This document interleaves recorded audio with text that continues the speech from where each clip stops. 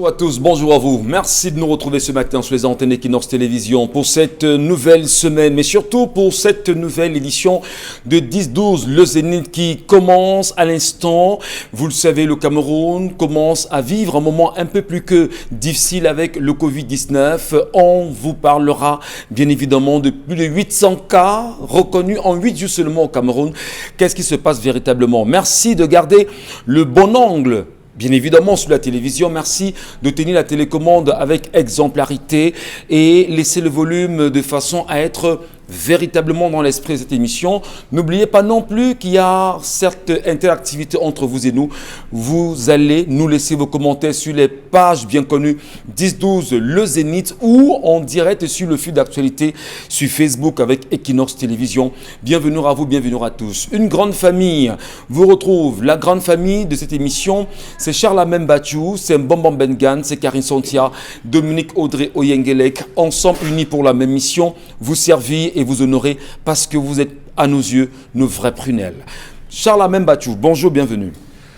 Bonjour, monsieur Michel Ngachou. Bonjour à tous les téléspectateurs. Et bon début de semaine à vous. Ma semaine a commencé depuis, monsieur Michel Ngachou. J'appartiens à la semaine de 8 jours. Ah d'accord. Pas la semaine grégorienne, monsieur Michel Ngachou. Alors, nous sommes à 4890 cas. Avec en 4 jours 1000 cas supplémentaires. C'est grave. Avait-on besoin d'ouvrir les bars?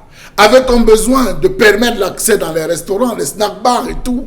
Dans tous les cas, peut-être ceux qui recherchaient un objectif particulier sont en train de les atteindre. On va dire un bonjour au docteur Mekolo Wanja David, chef de département des urgences à l'hôpital Akentini, qui supplie le ministre de la Santé de renforcer encore les équipes. Parce que le boulot est tellement fort, les cas ne cessent d'arriver à telle enseigne qu'il a même déménagé de chez lui pour désormais élire domicile à la Quintini. Vraiment bravo encore au corps médical, vivement qu'on éradique ce mal. C'est un mal qui est en train de toucher le Cameroun, pas seulement des personnes physiques, qui touche également l'économie, qui touche tous les secteurs d'activité, surtout aussi le secteur culturel. Les artistes peut-être n'en parlent pas, les hommes qui sont dans le secteur événementiel n'en parlent peut-être pas. L'événementiel est extrêmement touché aujourd'hui. Le choc est fort. Il y en a qui vivent grâce au micro. Il y en a qui vivent simplement en faisant écouter de la musique aux autres. Il y en a qui vivent à travers les spectacles. Il y en a qui vivent à travers leur petit, on va dire leur petit cabaret. Aujourd'hui, c'est compliqué. Qu'est-ce qu'ils font? Qu'est-ce qu'on fait d'eux? Est-ce que le ministre de la Culture, une fois au moins, s'est levé et a dit il va falloir penser à ceux-là qui sont dans ce secteur d'activité, ceux qui sont surtout événementiels. Ils en souffrent. Bon Bengan Kenji. Bon début de semaine. Vous êtes aussi dans la vidéo. Il faut dire bonjour simplement. Moi, je suis même plus loin que Charles Hamel. Vous êtes à combien? 14 jours? Nous sommes sur les décades. Le mois a 30 jours divisé en 3 décades. Ouais. Donc, quand vous entrez dans le... Dites bonjour simplement, on reste. Parce que quand vous allez entrer dans ces choses-là, ça va heurter les sensibilités. D'accord. Bonjour, Bombok. Voilà, bonjour, mon fils. Bonjour, monsieur Ngachou Numba. Bonjour à vos chers téléspectateurs. On entend parler du docteur Jameau. On entend parler du docteur Schweitzer. Mais jamais, jamais, on ne vous parlera du docteur Tanyeme Mathieu. On ne vous parlera jamais des prouesses du docteur Félix Roland Moumier. On ne vous parlera jamais des prouesses du docteur Bébé Eyidi. On ne vous parlera jamais des prouesses des docteurs Nagndjogi Martin. Aujourd'hui, il faudrait dire que les médecins camerounais, tous ne sont pas des trouillards. Il y en a qui ont vraiment prêté serment. Il faut leur féliciter. Le docteur Mekolo Ohanja en est un. Il a décidé de ne plus dormir à la maison. Il dort avec ses patients à l'hôpital à Quintini. J'ai dit bien, il dort avec ses patients à l'hôpital à Quintini. C'est là il mange des bouts de pain, comme s'il était un pèlerin. Il dit qu'il préfère rester à côté de ces Camerounais qui souffrent, de ces malades, et leur donner une envie de vivre, ou alors se battre à côté de ces patients-là.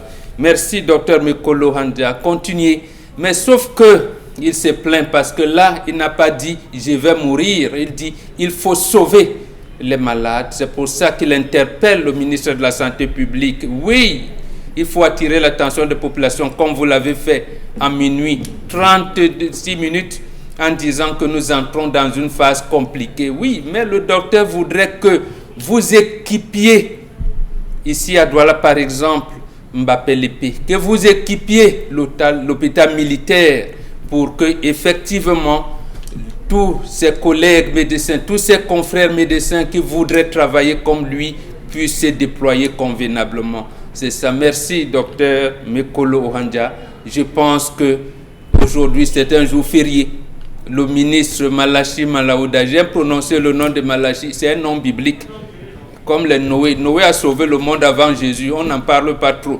Donc, vous qui avez les noms bibliques, écoutez-les, ne faites pas comme Mama Fouda, parce que lorsque Yves Basson, docteur Yves Basson l'a interpellé en créant le syndicat, il a dit, nous créons le syndicat des médecins camerounais, ce n'est pas pour nous faire plein les poches, c'est pour qu'on mutualise les forces pour que les Camerounais aient une santé normale. On l'a affecté à Somalomo, là où il n'y avait même pas de réseau de courant électrique. Vraiment, écoutez le docteur Mekolo Ohanja. Voilà, je suis qui n'est pas seul. Il n'est pas seul, ils doivent être nombreux comme ça, comme l'ont été Martin Nandjori, Félix Roland Moumnier, Tanya Mathieu, Bébé Eyidi et bien d'autres à l'époque. Merci. Merci Maman Bengan. On rappelle également que nous sommes à 4890 cas au Cameroun. C'est extrêmement dangereux. Et on sait que le 1er juin prochain, les enfants sont censés rentrer dans les salles de classe. On se demande quel est le plan de riposte véritable. Est-ce qu'on doit dire que ce plan de riposte véritablement a réussi, ça marche ou ça a marché? Toute la question est posée. Dans quelles conditions laisserons-nous nos enfants retourner dans les salles de classe à partir du 1er juin prochain?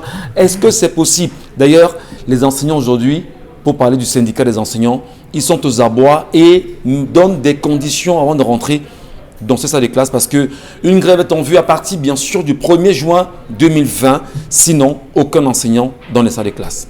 Karine Sontia, bonjour et bienvenue. Bonjour Michel Ngachou et bonjour aussi à nos téléspectateurs. Une plainte qui nous vient notamment d'un internaute qui est par ailleurs aussi homme de médias par rapport au dépistage dans les centres agréés Covid-19. Pourquoi? Parce que lorsque vous arrivez dans certains centres, on vous reçoit, on vous donne un numéro, le temps que vous attendiez qu'on vous dépiste ou qu'on procède au dépistage.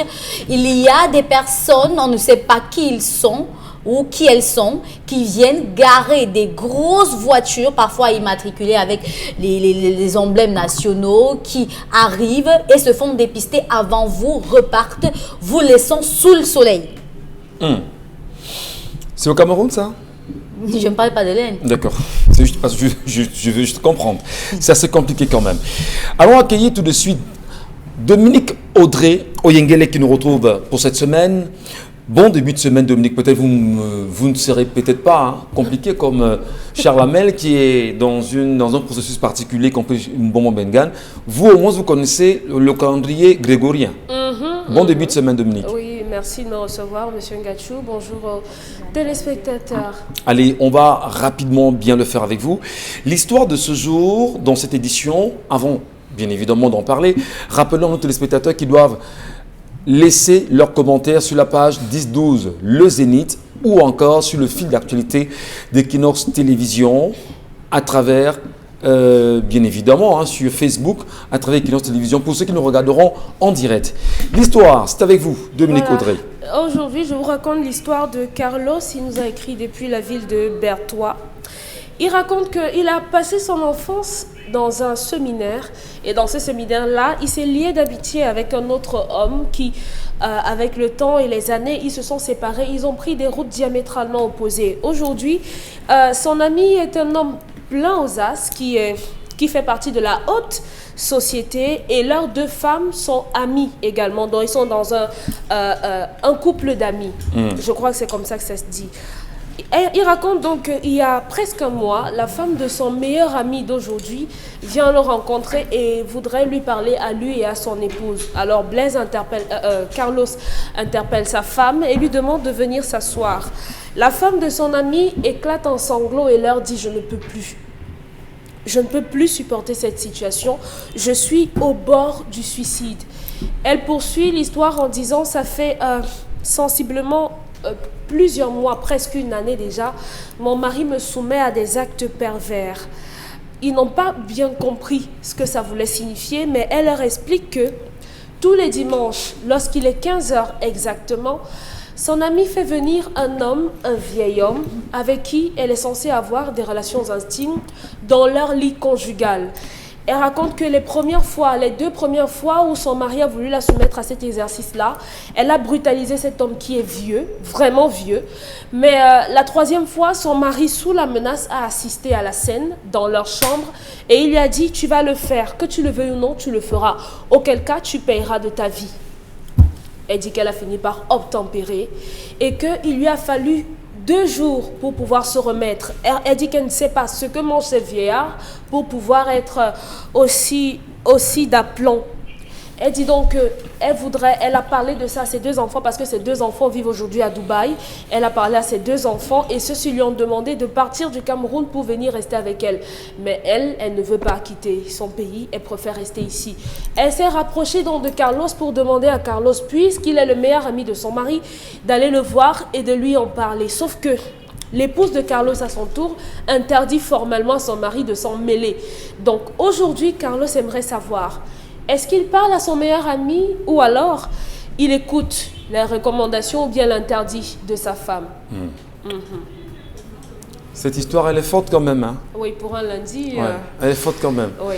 Ben, nous vous remercions parce que vous prenez le temps toutes les semaines, bien évidemment, de les recouper pour nous. Et Voilà. vous avez tellement de propositions au quotidien. Dire que les Camerounais n'ont pas mal de problèmes, Dominique Si vous Audrey. permettez, Monsieur Ngachou, je vais sortir de cette histoire. J'ai oublié de le mentionner au départ. L'histoire qu'on a racontée jeudi avec le jeune homme qui subissait les avances de sa belle-mère, Oui. il a décidé de mettre fin à la relation avec la fille. Il lui a dit c'est terminé. Et celle-ci est allée dans sa résidence à Oudja. Elle a tout cassé et elle a emporté ce qu'elle pouvait emporter de cette relation. C'est mieux? C'est mieux? Ouais. Ça va? Donc, on a terminé avec ça. On retrouve Carlos maintenant. Allez, autre histoire ce matin. Alors, vous nous rassurez que c'est un couple d'amis, pour bien comprendre. C'est un couple d'amis. Amis de longue date. Et De très ce longue qu'elle ne comprend date. pas, c'est que comment le vieillard qui lui était imposé par son mari a un sex appeal. Hein, qu'elle ne va- Très poussé. Et il lui faut 2 jours pour pouvoir se remettre. Ah bon? Oui, donc laisse que...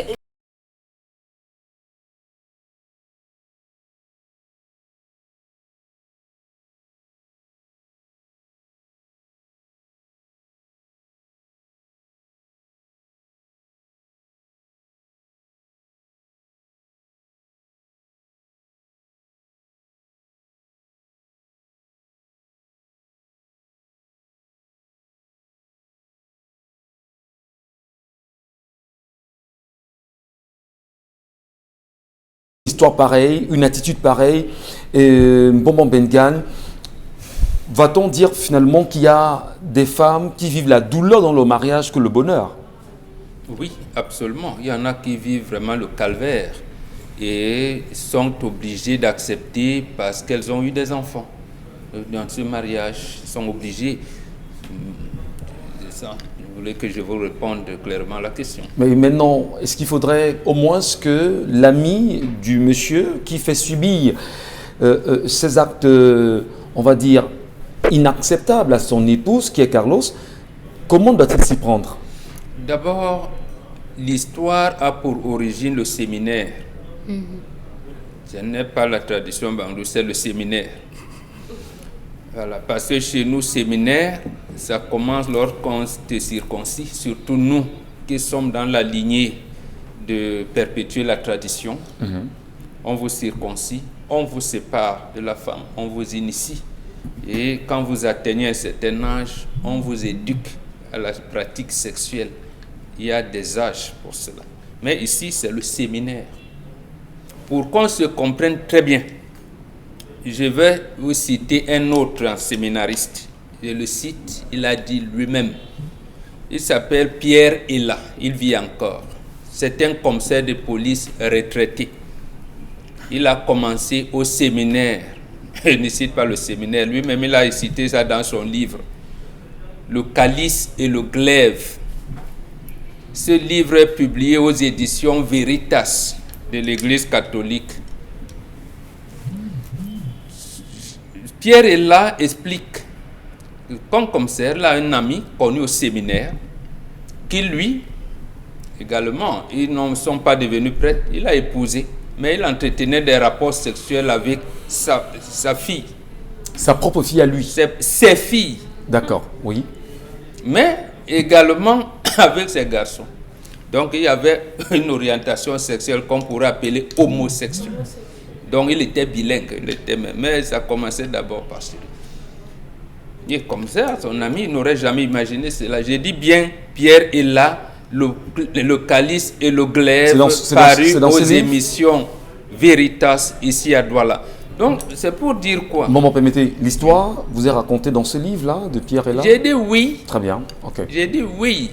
C'est pour ça que je cite, pour que les gens qui prennent note... Mais dire également, le rapprochement avec le séminaire, il ne faut pas qu'on ait l'impression... L'histoire du jour, c'est des anciens séminaristes. Oui, voilà. C'est des anciens séminaristes, mais ce n'est pas porté sur le séminaire, parce qu'il faut bien nuancer. On apprend des choses au séminaire. Je vous dis, voilà quelque chose appris au séminaire. Vous voulez débarquer ça. Je sais, je le savais. C'est pour ça que, c'est pour cette raison que j'ai apporté une autre histoire que là, vous pouvez vérifier. Vous pouvez vérifier. Et en plus, Pierre est là, a dirigé le renseignement, les services secrets de ce pays pendant des années. D'accord. Donc, quand il décide d'en parler, il parle à visage découvert. Le livre est vendu, le livre n'a jamais été interdit de vente au Cameroun. Et le livre a été publié dans une imprimerie catholique. Donc, c'est donc des choses apprises au séminaire. Maintenant, je ne sais pas si c'est une déviation, ou ça entre dans les choses insondables de Dieu, de l'Église. Je n'en sais rien. Moi, je vais me limiter dans l'acception purement traditionnelle africaine qui veut que cette pratique n'existe pas. Première chose, vous ne pouvez pas, vous l'aîné, coucher avec la femme de votre petit frère. Ce n'est pas possible, ça n'entre pas. Quelqu'un qui le fait, il sera puni.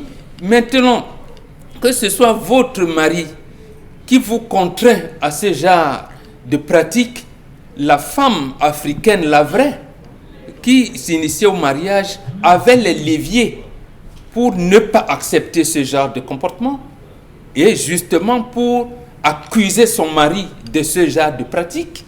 Et le mari était puni. Il arrivait même des situations où on vous dit, vous n'avez donc pas accepté votre mari, on vous interdit, vous n'allez jamais monter sur votre femme. C'est levier étaient lesquels, maman? C'est levier étaient lesquels? Entre autres. Je ne comprends pas. C'est le levier que tenait la femme pour pouvoir se plaindre son mari, était lesquels? Vous venez à la chefferie, on vous dit, c'est-à-dire que nous, parmi ces leviers, il faut comprendre que c'est la dignité de la femme, surtout la femme mariée. D'accord. Quand vous entrez dans cette famille, et cette famille a l'obligation, a le devoir de vous protéger parce que vous venez perpétuer la descendance. Et à aucun moment, personne, même votre mari, ne peut pas vous transmettre les simples maladies vénériennes. D'accord. Votre mari vous transmet ce que vous appelez en langage diplomatique les MST. On peut punir votre mari. On le punit. Donc, et plus forte raison, ces pratiques hors normes qui poussent à, comment je vais dire ça, de la sorcellerie, il y a des choses non maîtrisables dans la dignité humaine et surtout dans la dignité de la femme. C'est ça donc qui a été codifié dans ce que j'aime rappeler ici toujours, la charte de Cancan de 1222, notamment l'article 14. N'offensez jamais la femme, nos mères. C'était martelé. Nous, on ne disait pas seulement des choses comme ça. On le disait parce qu'on pratiquait et parce que notre vie quotidienne était cela. Cette femme qui est mariée quelque part, elle devient la femme du clan. Ce n'est pas que tout le monde dans le clan vient sauter. D'abord, c'est interdit. Mais parce que la femme, la maison et l'enfant Ils sont là pour accueillir et pour entretenir ce que vous appelez vivre ensemble, sans même savoir de quoi il s'agit. Donc, voilà le problème. On encadre la femme mariée, elle est respectée, elle a une dignité. Donc, ce monsieur, en fait, il y a des paliers. Mais la première chose, on doit d'abord le séparer de sa femme. Ça veut dire qu'il veut vous dire à sa communauté qu'en fait, je ne suis pas digne d'être le mari de cette femme. En une minute, bon, on ne le sait pas de sa femme comment? Puisque personne ne connaît l'histoire. Mais la femme, je dis donc, la femme doit dénoncer. Elle doit dénoncer ce qui se elle passe est allée déjà d'abord. par là, Carlos. Carlos, qu'est-ce qu'il doit faire? Non, la femme doit veiller. Il y a un chef de famille. Son mari a un chef de famille. Et quand elle décide donc d'en parler, elle doit aller plus loin. D'accord. C'est-à-dire, elle en parle. Maintenant, elle parle à ses amis et à ses enfants. En principe, les enfants n'ont rien à voir là-dedans. C'est leur maman, c'est pas leur femme. Cette femme a ses maris. Donc, en dehors du mari avec qui elle s'est liée par les liens de mariage qu'elle vient de noter, mais les autres frères de son mari, c'est eux qui doivent être courants puisque c'est eux qui doivent régler le problème. Merci Bonbon Bengan. Justement, en bon père de famille, nous vous écoutons ce matin et vous avez vos filles également avec nous sur le plateau. On va tenter également d'avoir leur point de vue. Je commence avec vous, Karine Santia, aujourd'hui. Alors, l'histoire de ce matin, lorsque vous l'entendez, lorsque vous l'écoutez, surtout l'approche d'une résolution, surtout pour la femme et bien évidemment pour Carlos qui veut savoir comment s'y prendre. Que dites-vous? Le fait déjà pour Carlos de le savoir le met en danger. Parce qu'il y a des vérités que certaines personnes ne sont pas censées apprendre. Et lorsqu'elles commencent à être connues, ces personnes qui les détiennent ou qui sont au courant deviennent des personnes susceptibles de menaces. Et Carlos, aujourd'hui, je peux vous dire que ce soit physiquement ou bien spirituellement, il sera menacé parce qu'il connaît la vérité. Et lui aussi, notamment, il doit se prémunir des préceptes que Mombok a évoqués ici pour se protéger. Parce qu'il est vrai que leur couple d'amitié n'est qu'un couple d'amitié hypocrite. Et vous allez voir que les hommes, pareil, ont parfois eu des déviances sexuelles notables. Maintenant, qu'elles soient connues et ou pas par leurs épouses, elles arrivent un jour à exploser. Et dites-vous bien que l'acte sexuel, c'est un acte qui engage à la fois le corps, l'esprit et l'âme. Donc, ce n'est pas un acte anodin. Et à chaque fois que vous commettez un acte sexuel, il y a quelque chose qui disparaît de vous, il y a quelque chose que vous gagnez. Ça peut être en bon, ça peut être en mauvais, mais toujours est-il que ce soit votre époux ou pas, tous les actes sexuels que vous engagez font un échange. Maintenant, dans cette histoire ce matin, vous comprenez très bien que l'homme qui est évoqué dans l'histoire est doté d'un esprit pervers. Esprit pervers ou esprit satanique? On a envie de comprendre. La perversion et le satanisme, je ne vois pas trop de différence. Très bien. Parce que cet homme-là, lui, il engage cela alors qu'il a déjà des enfants qui sont grands et qui pour certains sont à l'étranger par rapport à l'histoire de ce matin. Ça veut dire que ce n'est pas un jeune couple de 2 ans, 10 ans, 5 ans, c'est peut-être un couple de 20 ans. Ça veut dire qu'il a pris le temps d'usiter son épouse et d'introduire en elle un esprit qui fait en sorte que les autres, quand ils viennent entretenir des rapports avec sa femme, prennent quelque chose d'elle. Et c'est ce qui fait que la femme aujourd'hui va trouver des subterfuges pour pouvoir expliquer qu'elle ne peut pas partir. Vous voyez bien que le bourreau finit par accepter sa situation de bourreau et dit, bon, si je ne fais pas ça, je vais faire quoi? Et elle ne peut pas s'en séparer. Et ce n'est pas aussi facile. C'est pas comme si, quand ils viennent chez vous, ils vous donnent un esprit qui va vous dire, prenez conscience de l'acte et séparez-vous de votre bourreau. Ce n'est pas comme ça que ça se passe. Et dans ces groupes ou dans ces espaces-là, il y a une situation qui permet de tenir la personne qui est abusée. Et cette femme, elle est abusée. Si elle a réussi à parler à l'ami de son mari, ça veut dire qu'elle a usé de trop de courage et même de trop de force spirituelle pour réussir à sortir cela de sa bouche. Parce que ce n'est pas un acte. Le fait de parler, déjà, c'est comme un début de résolution. Mais ce n'est pas ça, la résolution en elle-même. Et je me pose quand même des questions. Est-ce qu'il n'y a pas eu dans son couple, à un moment, des actes qui pourraient qui aurait pu permettre à cette femme de comprendre les déviances sexuelles de son époux. Parce que on entend que dans des livres qui ont été racontés par certaines personnes, comment est-ce qu'un homme prend du plaisir à regarder sa femme entretenir des rapports sexuels avec une autre personne. Mais ça, c'était dans des livres que nous qualifions vraiment de antisociaux. Mais aujourd'hui, lorsqu'on parvient quand même à vivre ça au quotidien, ça veut dire que quelque part, il y a une chose qui a raté et on n'a pas tenu le bon Karine, bout. comment s'en sortir pour cette femme-là?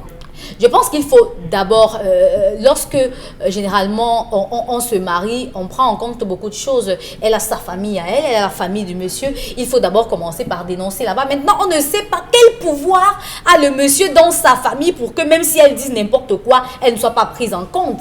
On ne sait pas quel pouvoir l'homme a dans la famille de la femme. Parce que si elle traverse sa famille à elle et traverse la famille du monsieur pour aller raconter à l'ami, ça veut dire que quelque part dans les deux familles, il y a un pouvoir que l'homme exerce qui fait que même si elle le dit à qui que ce soit, personne ne croira. Et la séparation brutale vraiment sera difficile. Je me dis quand même que la solution serait pas forcément de rester comme elle veut rester. Il faut qu'elle parte. Mais comment, c'est Mombo qui peut expliquer, mon cher Lamel. Effectivement, on leur donnera la parole en instant. Mais également, les filles qui sont avec nous sur le plateau. Dominique, Audrey, ce matin, on a envie de comprendre. J'espère qu'on pourra au moins savoir Dominique Audrey rapidement pour mieux la comprendre. Dominique Audrey, comment vous l'analysez cette situation?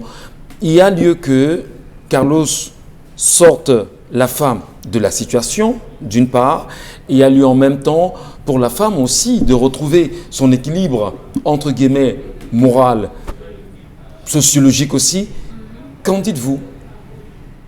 Ce que je dis, je commence par Carlos. Il ne faudrait pas qu'il s'en mêle, qu'il ne s'en mêle pas. Sa femme a totalement raison. Il y a des situations dans lesquelles on ne peut pas s'ingérer, quel que soit le niveau d'amitié que vous pouvez avoir avec quelqu'un. Quand ça arrive à un certain seuil, vraiment, on ne voudrait pas. Vous pouvez vous limiter à conseiller sa femme, restreindre même les visites chez vous, simplement pour ne pas vous être en danger. Parce qu'elle parle de la puissance, du pouvoir social que son mari a, du pouvoir social de l'homme qui vient chez elle tous les dimanches. Donc, son mari peut même d'abord perdre son travail, perdre un certain nombre de choses. À côté de ça, moi je pense que cette femme devrait tout bonnement et simplement suivre ou accepter la proposition de ses enfants, à savoir de partir de là, partir de cette maison. Je ne vais pas évoquer le côté spirituel de toutes ces choses-là parce que je ne m'y connais pas, donc il ne faudrait pas que je dise des bêtises. Mais à côté de ça, moi je veux simplement parler de l'avidité de l'homme parce qu'il est question de ça.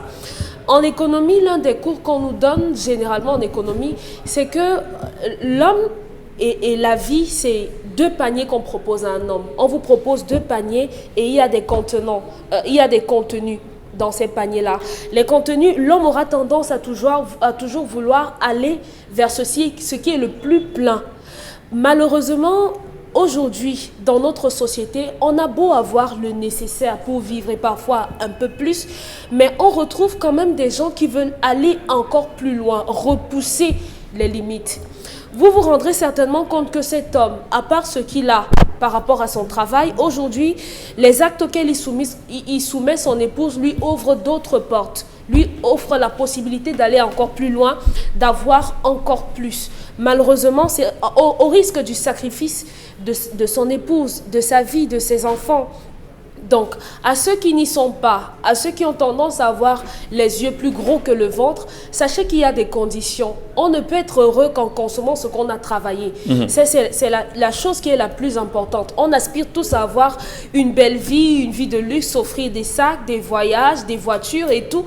Mais maintenant, il faudrait que ce soit au sacrifice de vos efforts. Parce que il ne faudrait pas se retrouver avec des argents que vous allez consommer sans dormir la nuit. Vous allez dormir les pieds dans l'eau ou bien, je sais pas, je dis n'importe quoi. Mais il faudrait que les jeunes travaillent et que les femmes aussi, parce qu'aujourd'hui, on a une catégorie de femmes qui sont plus portées à aller vers des hommes qui ont suffisamment d'argent. Sans savoir que il y a énormément de risques. Lorsqu'on ne peut pas retracer l'argent que quelqu'un vous donne, il faut faire très attention à ces argents-là parce que vous verrez des jeunes femmes aujourd'hui Vous savez, vous êtes voisines au quartier, vous savez que vous galérez tous ensemble, vous mangez tous le tapioca par exemple ensemble. Mais du jour au lendemain, elle vit dans un appartement à 100 000 qu'elle ne peut pas se payer en temps normal. Elle a un véhicule, elle a. Mais vous ne savez pas ce qu'elle fait avec l'homme qui lui offre tout ça. Donc il ne faudrait pas avoir les longs yeux. Merci. Et il y en a qui vous regardent ce matin qui vous diront jalouse va. Oui, en même temps. Elle assume. Ouais. Peut-être. Bah écoutez, donnons la parole à Charles Amel Battu justement, qui se prononce sur cette histoire. Charles Amel, votre posture bantou, votre regard, votre analyse, votre attitude, comment la comprendre ce matin? C'est ce que tu aimes qui te tue. Cette femme aimait le pouvoir. Cette femme était dans l'oreille de son mari. Tu ne vois pas tel, il a réussi. Tu ne vois pas tel, rapproche-toi de tel. Tu ne vois pas tel, regarde comment ton ami a. Regarde comment ton ami est. C'est ton ami de séminaire, non, pose-lui tes problèmes. D'ailleurs, il faut que nos femmes, nous soyons copines, les femmes soient copines. Il a organisé la relation. Toute chose dans cette vie a un prix. Et derrière chaque prix se cache une conséquence. Toute chose a un prix. Tout homme est achetable, ça dépend du prix. Voilà. Tout homme. Ça dépend du prix. Le gars s'est lancé dans la relation. On lui a demandé, est-ce que tu es prêt? Est-ce que tu es prêt? Oui, je suis prêt. Alors pour faire ci, faire ça, voilà ce qu'il y a lieu de faire. Il a accepté la responsabilité et il a parlé à sa femme. Ce n'est pas étrange qu'elle ne mente pas. Ce n'est pas étrange. Il lui a parlé. Je vais vous dire que la première chose... Quand vous dites qu'il lui a parlé, elle a validé. Elle a validé. Ils en arrivent à ce niveau. Oui. C'est juste qu'elle ne savait pas que c'est comme ça que ça, on allait faire. Elle ne savait pas. C'est maintenant qu'elle se rend compte que plus elle a de pouvoir, plus il y a un prix à payer, plus il y a les conséquences qu'elle veut se rebiffer. Mais elle s'est déjà engagée, monsieur Michel Ngachou. La première chose qui a été faite, je vous le dis, lorsqu'un homme commence à compliquer sa vie, vous savez ce qui se passe? Pour être sûr, on prend la bague, l'alliance. L'homme rentre dit à sa femme que ton alliance là est déjà en train de vieillir. Donne-moi, je vais aller laver. On prend l'alliance, les deux alliances, on va refondre cela et on remplit l'alliance des démons. On remplit l'alliance des métaux de l'enfer. Je le dis en manque de vision. Le mari revient avec une alliance qui brille vos remains. C'est lui qui met dans votre doigt. Est-ce que ça va me rencontrer? Donne-moi ton droit. Pendant qu'il met, vous êtes en train de vous réunir. C'est un nouveau mariage, mais sous le regard des démons. C'est comme ça que vous vous mariez. Une fois que vous vous remariez, vous n'irez nulle part. Vous êtes tenu par ces démons. Nulle part. Pour pouvoir sortir, même l'alliance, si vous réussissez à l'enlever, ça vous sera beaucoup d'efforts. L'alliance, vous allez la retrouver à votre doigt parce que vous vous êtes alliés. Je demande aux téléspectateurs d'aller fouiller maintenant dans le dictionnaire les incubes et les succubes. Les succubes, c'est les démons femelles. Les incubes, c'est les démons mâles qui prennent la forme humaine. Cette femme fait l'amour avec le diable. Ce n'est pas avec le ministre, ce n'est pas avec le directeur. C'est avec le diable qu'elle fait l'amour. Elle ne comprend et pas. Le phallus, elle ne comprend pas le sexe, ça pile dessus. Le phallus du diable, justement, c'est ce que je vais vous dire. Le phallus du diable est tellement volumineux qu'il donne un plaisir qu'aucun être n'a vécu sur terre. Fouillez. Vous êtes sur Internet, fouillez. Je dis le phallus du diable donne à la femme un plaisir inimaginable. C'est le diable. Elle est avec un incube. Donc, j'explique cela pour que les gens comprennent que chaque fois que vous entretenez, il vous vide. C'est pour ça qu'elle dit qu'il faut 2 jours pour qu'elle se reconstitue. Il y a des hommes avec qui vous entretenez un rapport sexuel. Vous êtes tellement fatigué, même les femmes. Vous êtes tellement fatigué les jours qui viennent. Elle vous a vidé, elle vous aspire de votre substance énergétique et vitale. Attention. Donc, tout cela se passe. Et si vous allez même plus loin, dans la maison de la femme là, il y a une pièce où elle n'a pas accès. C'est là on sacrifie. Depuis, vous entendez parler des bébés qui disparaissent, des enfants, c'est pour les rituels du sang. Mais ça n'a pas été beaucoup dans l'histoire. Hein. Je vous dis, parce que... Non, ça n'a pas été beaucoup dans l'histoire. Monsieur Ngachou, oui. Cette femme n'a pas tout dit. Elle n'a pas tout dit. C'est pour ça que je complète. Elle n'a pas tout dit. Donc, elle est entrée dans cette histoire. C'est un rituel assez profond. Pour en sortir, c'est compliqué parce qu'elle est tenue. Qu'elle soit... c'est Bobo qui voulait... Mais elle peut quand même sortir de ça. On peut moins... Il y a au moins ce Bobo. Non, elle peut sortir. Le problème, non, qu'elle commence d'abord par dénoncer publiquement et ensuite, pendant le processus de son traitement, qu'elle avoue le pacte. Parce que le pacte qu'elle a avoué, on rompt ce pacte et on lui restitue sa propre identité. Traditionnellement, oui, on casse l'alliance. Il faut casser l'alliance. Et là, il faut casser l'alliance. Ça ne rate pas. Comment ça peut rater comment? Ça ne rate pas. Ça ne rate pas. Okay. Le problème, c'est de ne pas faire marche arrière. Quand vous venez pour qu'on rompe le pacte et vous retrouvez votre identité. Elle rentre chez son mari. Le truc, c'est qu'elle est enfoncée, elle a pris goût. Aucun autre phallus. Non, elle dit qu'elle est fatiguée. J'ai dit aucun autre phallus. Elle n'a pas dit qu'elle a pris goût, Charlamel. Non, vous ne l'avez pas compris. Non. Elle entretient des rapports qu'elle apprécie. Qu'elle apprécie. Maintenant, le temps de récupération est long. Ah, très bien. Voilà, elle ne l'a pas mentionné. Si vous l'avez dit qu'il faut 2 jours pour qu'elle récupère, mais où est-ce qu'elle a elle s'est plainte. Non, l'histoire est-ce qu'elle vous a dit qu'elle prenait du plaisir? Oui, que le monsieur avait de l'ambon. Dominique Odé, rassurez-nous. Ça veut dire qu'il est vie, hein? Voilà. Voilà, c'est pour ça qu'on vous dit donc que ce n'est pas... Oui, elle apprécie l'acte sexuel, mais elle est gênée par le temps de récupération et elle ne comprend pas ce temps de récupération qui est long. C'est ce que Charlamel a expliqué. Donc je termine en disant, merci Bobo, je termine en disant que franchement, qu'elle se rapproche rapidement des Bambombo. Ce n'est pas, il faut aider tout un collectif, qu'on reprenne les alliances. Je vous assure que beaucoup de femmes ne savent pas qu'elles sont tenues là. C'est dans l'alliance. C'est pour ça que chez nous, les Bantous, ça n'existe pas. L'alliance. L'alliance. Ça n'existe pas. Ça n'existe pas. Papa a déjà bu le vin. C'est terminé. Papa a bu. Il a dit, ma fille, tu pars, tu dis oui. 3 fois. On vous pose la question 3 fois. Je bois le vin. Terminé. Donc, allez, merci à vous. Merci pour vos différentes propositions. On vous a très bien entendu ce matin. Maintenant, on entendra également les propositions de nos téléspectateurs. N'oubliez pas les pages 10-12 le Zénith. C'est sur Facebook où vous suivez effectivement le fil d'actualité sur Facebook avec Equinox Télévision. Allez vous y inscrire et laissez-nous vos commentaires. Dans un instant, madame, messieurs, ce matin, pour ce lundi 25 mai 2020, on s'arrêtera sur la colère du jour. La colère est celle de Charlamel.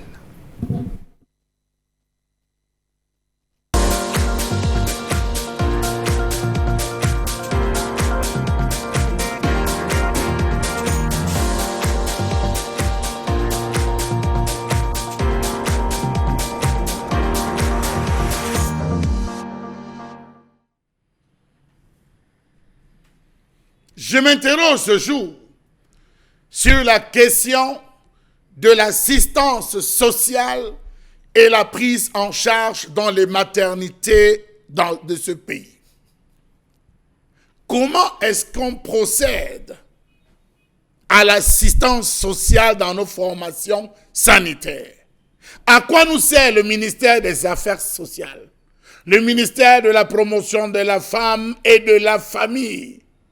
A-t-on même encore en nous le concept de la famille? Comment est-ce qu'on l'implémente? Comment est-ce qu'on le défend? Quelle est la place de l'assistance sociale? Les pays dans le monde, à l'heure du confinement, n'ont mis en place et en valeur que l'assistance sociale. Tout faire pour s'occuper des démunis, tout faire pour nourrir les démunis, tout faire pour soigner les démunis. Comment comprendre que l'assistance sociale a foutu le camp dans les hôpitaux et plus particulièrement dans les maternités?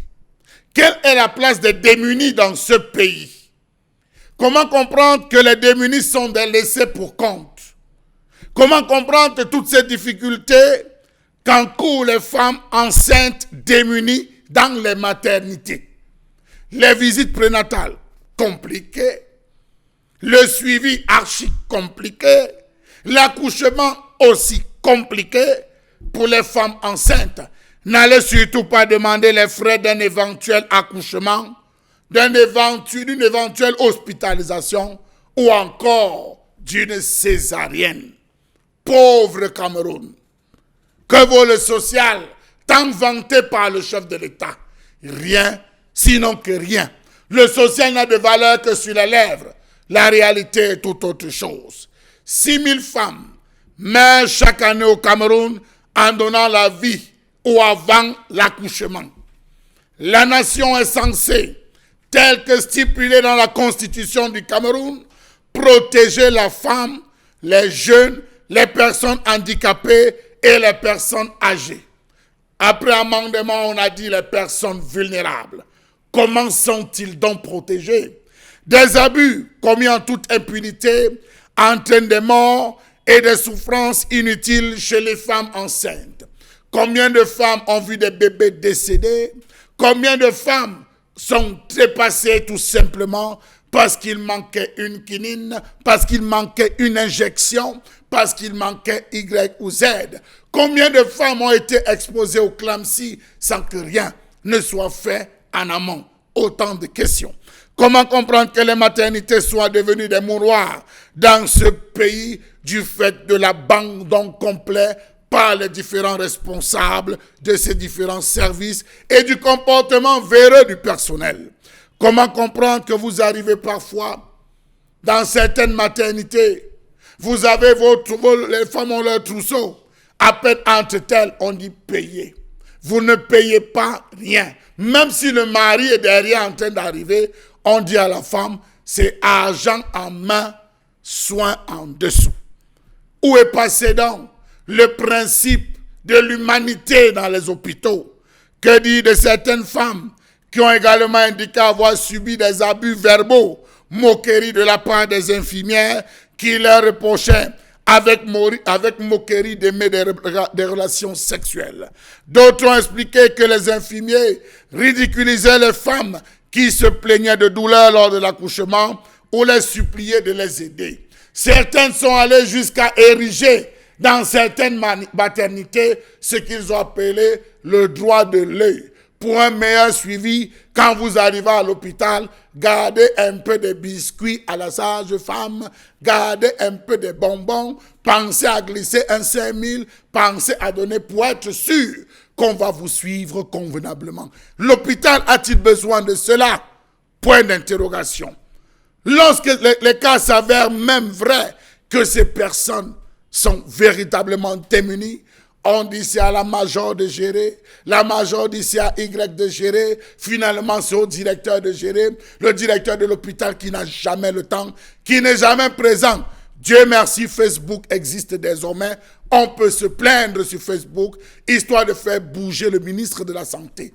Comment comprendre que des fonds soient alloués au secteur social dans les formations sanitaires, notamment dans les services de maternité, et que sur le terrain, rien ne soit fait? Comment comprendre le fait pour ces bourreaux d'un autre genre d'exiger le paiement de factures énormes alors que le plus important est de s'occuper à donner la vie?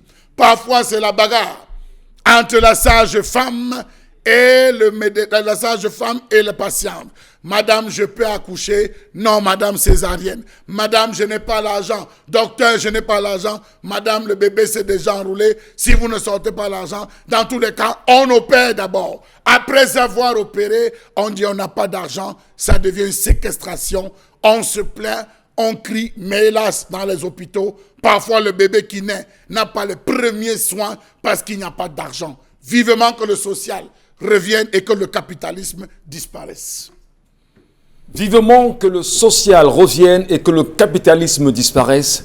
Charles Membatou exprime sa colère ce matin, madame, messieurs. Allez, on a, messieurs, dames, pratiquement 15 minutes pour rapidement comprendre cette situation et les différents avis qui vont bien évidemment l'entourer. L'assistance sociale dans nos maternités aujourd'hui au Cameroun, il y a des femmes qui nous regardent ce matin, certainement. Elles sentent cette fois-ci qu'elles sont interpellées. Il y en a qui sont enceintes également, qui nous regardent ce matin. D'ailleurs, Beaucoup de courage à toutes les femmes qui sont enceintes en ce moment et qui, on ne va pas les investir dans une espèce de psychose. Dis à ces femmes déjà garder le courage nécessaire et ensemble on verra ce qu'il y a de faire. Demandez également à ces femmes qui sont dans les formations sanitaires, qui nous regardent également ce matin, de rester plus que jamais vigilantes parce que les Camerounais, chaque jour, deviennent éveillés. Et Charles a même bien fait de préciser qu'aujourd'hui, on a les réseaux sociaux qui peuvent à tout moment vous exposer. Et ce n'est pas bien. Allez, bon Bengan, une question a été posée tout à l'heure par Charles Membachou. À quoi nous sert le ministère ou les ministères des Affaires sociales, y compris le ministère de la promotion de la femme et de la famille, dans ce cas-là précisément? Deux choses. La première, je ne vais pas me lancer dans les tests qui réglementent l'organisation du gouvernement, notamment le 9 de novembre 2011. C'est la première chose que je voulais dire, je vais évacuer. Je l'évacue pourquoi? C'est la deuxième chose. En Afrique, on prêche par l'exemple. C'est pour ça que je l'évacue. C'est des ministères qui ça m'amène donc à tirer la conclusion que c'est des ministères qui existent sur le papier, qui ne servent à rien. Ou alors qui servent à donner, à distribuer des prébendes politiques. C'est d'ailleurs un premier ministre qui l'avait dit en 1994, Simon Achidi Achou, ne pas le nommer, on dit politique Nanjangi. Donc, il faudrait donner des récompenses politiques aux amis qui vous ont aidé. Pétition. Maintenant, pour revenir à la notion de santé publique, l'hôpital, c'est l'administration des soins et la recherche. Charles Lamel a dit quelque chose de fondamental, donner la vie. Vous voyez, là aussi, parce que nous aimons, lorsqu'on aime se référer à l'histoire de l'Afrique, des Bantous, on dit, ah, vous êtes des passéistes, on l'assume. Mais le mot déesse, lorsqu'on vous parle de la déesse Isis, de la déesse, précisément, il faut voir en cela le sens que l'Africain a à la personne qui donne la vie, à la femme notamment, l'encadrement de la femme. C'est pour ça qu'il a terminé, et j'aime sa conclusion. Laissez-nous les affaires, on ne fait pas les affaires à l'hôpital, que le capitalisme quitte l'hôpital. Revenons au social. Et vous avez vu, vous parlez de première puissance du monde, lorsque Obama l'a compris, quand il vient avec Obamacare et il y a quelqu'un qui le remplace, il est là. La première chose, c'est de détruire Obamacare. Aujourd'hui, je ne sais pas ce que Covid-19 fait là-bas, mais voilà le problème. C'est pour vous montrer que sur le plan capitaliste, l'hôpital là-bas, on vous dit le plateau technique est l'un des plus sophistiqués du monde. Mais on en est où? Quand vous n'y mettez pas le social, vous êtes perdu. Je prends l'exemple là des États-Unis pour qu'on comprenne. Qu'est-ce qu'on célèbre? Même, je vois certains, et ça m'a plu, quand vous voyez certains programmes des obsèques, on parle de la célébration de la vie de tel. Vous voyez comment? Et moi, nous, ce langage nous interpelle. Parce qu'on commence à dire que certains de nos enfants commencent à comprendre. C'est pour cette raison, par exemple, pour le cas du Cameroun, chaque année, on essayait de donner le taux d'augmentation de la population. Parce qu'on tente toujours, il faut réduire le taux de mortalité. Il était prévu, dans les années 80, entre 1976 et 1982, le taux d'augmentation de la population était de 2,3%. Et si les services de santé s'amélioraient au fur et à mesure, ce taux allait passer à 3% en 1985 et à 3,5% en 2000. Ça portait donc la population du Cameroun à 40 millions en 2040. 40 millions en 2040. Donc, en fait, ça veut dire que les enfants naissent, ils sont bien encadrés, et surtout les mamans qui donnent naissance à ces enfants. Mais on aboutit à quoi? C'est le ministre de la Santé qui vous dit nous ne pouvons pas administrer des vaccins contre la tuberculose aux enfants qui viennent de naître. Et ça dure 3 mois. Il vous dit même que même les stocks de sécurité sont épuisés. Or, ce vaccin était mis en place dans des pays en guerre comme le Vietnam. Donc de dire que le Vietnam recevait les bombes des B-52 des Nations Unies et des États-Unis, mais a quand même réussi à mettre en place un vaccin pour protéger la vie des enfants. Comme pour dire quoi, ces ministères-là ne foutent rien, ne servent à rien. Je ne sais pas s'ils font quelque chose, mais ce que j'observe, c'est quoi? C'est un assassinat collectif de la population. Pensé, dirigé, organisé par qui? Partout, y compris la communauté internationale, parce que nous sommes... le capitalisme? Oui, mais absolument, c'est le capitalisme. Lorsqu'on vous parle de santé pour tous en l'an 2000, lancé comme ça en 1986, alors que les Africains ont prévu un plan de Lagos pour leur redressement économique, et qu'on vous dise, non, comment ils ont utilisé un terme là, n'accouchez plus beaucoup. Comment vous avez il faut réduire la population mondiale. Voilà, la réduction de la population. Voilà, planning familial. Voilà. Les termes bidons. Ouais. Les termes planning familial. Oh oui. Et là, même les filles commencent à garder la ligne. Je ne veux même pas que l'enfant était dépressé, mes seins vont tomber. Bon, il y avait tellement de choses fausses là-dedans. Mais la conséquence, c'est ça aujourd'hui. C'est que on n'assiste plus. Comment vous pouvez me dire que ma grand-mère, à l'époque de nos grands-mères, il y avait moins de césariennes? Les femmes accouchaient aujourd'hui, où on dit que la médecine a évolué, la science a évolué, c'est là où la césarienne est beaucoup plus pratiquée. On va tenter de comprendre. Ça veut dire enlever le capitalisme à l'hôpital et revenir dans le social. On va tenter de comprendre, Bombo. Karine Sontia, ces assistantes sociales, j'ai envie de dire, cette assistante sociale qu'on aimerait bien voir dans les maternités au Cameroun, est-ce qu'à un moment donné, Bombo le rappelait encore, que le rôle même ou la fonction de l'hôpital, c'est l'administration des soins et la recherche. L'administration des soins et la recherche. Il y a également, écoutez quand même, Bombo, bien avant cela, la formation. Est-ce que dans la formation, il y a quelque chose qui soit biaisé, notamment la formation, la psychologie que ces personnes devraient porter auprès des patients? Je pense que la formation a été bien faite. C'est au niveau de l'application qu'on a biaisé la formation en leur disant vous devez faire des rentes. Vous devez rendre l'hôpital bénéfique. Vous devez faire des chiffres. C'est à partir de là que tout a été biaisé. Et je vais revenir notamment sur les véritables fonctions de l'assistance sociale, parce que l'assistance sociale est dans tellement de domaines de la vie que si vous vous rendez compte de tout cela, vous allez comprendre qu'on n'a même pas besoin de faire des choses dans notre société sans assistance sociale, dans les commissariats, dans les mairies, dans les hôpitaux. Et maintenant, en ce qui concerne les hôpitaux, le rôle de l'assistance sociale, c'est informer, orienter et aider les futurs parents à faire face notamment aux différentes difficultés sociales liées à la mise au monde d'un enfant.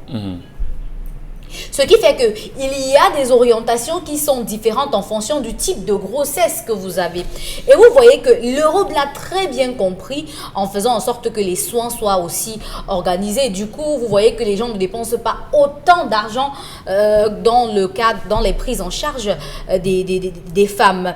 Et maintenant, tout commence dès l'inscription en maternité. Donc, quand vous commencez même à suivre vos visites et autres, on commence à vous prendre en charge dans les assistances sociales. Question de vous préparer à recevoir votre bébé. Il y a des gens, on vous fait même des formations à comment porter un bébé, comment entretenir un bébé, comment changer la couche et tout, pour vous préparer notamment à l'obtention de ce bébé-là. Et du coup, quand vous rentrez dans les véritables prérogatives de l'assistance sociale, vous vous rendez compte que tout a été biaisé. Parce qu'il y a eu quelques jours, il y a eu une femme à l'hôpital général de Douala qui a mis au monde qui a fait une grossesse gémellaire, qui a mis au monde des jumeaux, et puis qui a été bloquée au niveau du paiement des factures parce qu'elles étaient tellement élevées et chaque enfant avait un coût élevé en fonction des difficultés que l'enfant avait au plan sanitaire. Et vous voyez qu'elle a été obligée de faire une collecte sur Internet pour pouvoir sauver ses bébés parce qu'on lui avait donné un pour qu'elle rentre avec parce que les frais avaient été plus ou moins payés. Et puis le deuxième restait à l'hôpital, donc elle se levait tous les jours pour aller à l'hôpital, donner du lait à l'enfant, prendre soin de son bébé, rester à côté de son bébé, telle qu'une maman dont l'enfant a été kidnappé et qui est soumis à une torture pour pouvoir voir son enfant. Vous voyez que, et ça, c'était le service social qui avait pris soin de faire cette facture et puis de dire qu'on a réduit quelque chose et lui donner l'occasion de venir prendre soin de son bébé, mais c'est biaisé. C'est du n'importe quoi. Vous ne pouvez pas être... Et ça, c'est le problème de la couverture sanitaire, la couverture sociale. Pourquoi? Parce qu'un citoyen qui met au monde un enfant est vulnérable autant qu'une personne qui souffre de la lèpre. À l'hôpital, vous êtes capable de mourir d'éclampsie pendant que vous donnez naissance au bébé, mais après, vous êtes capable de mourir parce que après cette naissance-là, il y a eu un choc. Oui, des suites d'accouchement. Des suites d'accouchement. Vous pouvez mourir, mais ça, on ne prépare pas les femmes qui vont accoucher à ça. On vous prépare aux factures. Et surtout pour la petite parenthèse, peut-être pour nous qui sommes parents aujourd'hui, lorsqu'on y va, on dit, ben, monsieur, lorsque vous préparez bien évidemment l'accouchement de votre enfant, préparez même les obsèques de votre femme. Oui, parce que la grossesse est un moment transitoire entre la vie et la mort. Parce qu'une femme qui met au monde un enfant est capable de décéder pendant qu'elle pousse ses cris. Ou encore celles qui passent par l'opération sont capables de décéder pendant qu'elles sont opérées. Donc aujourd'hui, quand vous vous rendez compte que faire un bébé, un seul bébé, normalement, peut vous coûter en fonction de l'hôpital dans lequel vous vous trouvez environ 500 000 à 800 000 francs selon le frais du lit d'hôpital, les frais de l'opération, dites-vous bien que c'est l'hôpital qui se moque de la charité. Très bien. Dominique Audrey, on reviendra avec Dominique Audrey dans un instant simplement pour mieux comprendre son point de vue sur cette colère exprimée ce jour par Charles Amel Bachou, mesdames, messieurs, mais surtout s'interroger sur le rôle même de l'assistance sociale auprès des personnes âgées, auprès des personnes handicapées, pourquoi pas également auprès des jeunes et des femmes qui sont aujourd'hui considérées comme des personnes vulnérables. Et on va également tenter tout à l'heure de voir les solutions certainement africaines, est-ce qu'il peut en avoir, sans forcément se remettre dans un traitement moderne. D'ailleurs, Mbombo Benga le disait à l'instant, est-ce qu'on ne peut pas passer, est-ce qu'on ne peut pas arrêter avec les césariennes qui sont aujourd'hui tellement nombreuses dans les hôpitaux que ça devient une affaire de business. Est-ce qu'on ne peut pas arrêter avec cette histoire? En tout cas, restez avec nous. Dominique, tout à l'heure, donnera son point de vue, madame, monsieur. Vous l'entendrez également, mais surtout, ces solutions africaines qu'on peut avoir et questionner exactement ce que nous sert l'assistance sociale au Cameroun. Qu'est-ce que ça vaut? À tout à l'heure.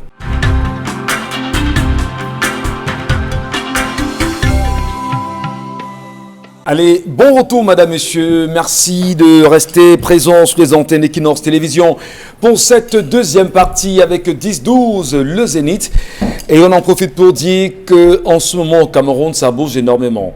Ça bouge énormément. On ne sait pas exactement ce qui se passe à Yaoundé. On apprend quand même qu'il y a des voyages qui sont, entre autres, bien organisés, des vols qui commencent à passer, à transiter par le Tchad pour arriver en Israël.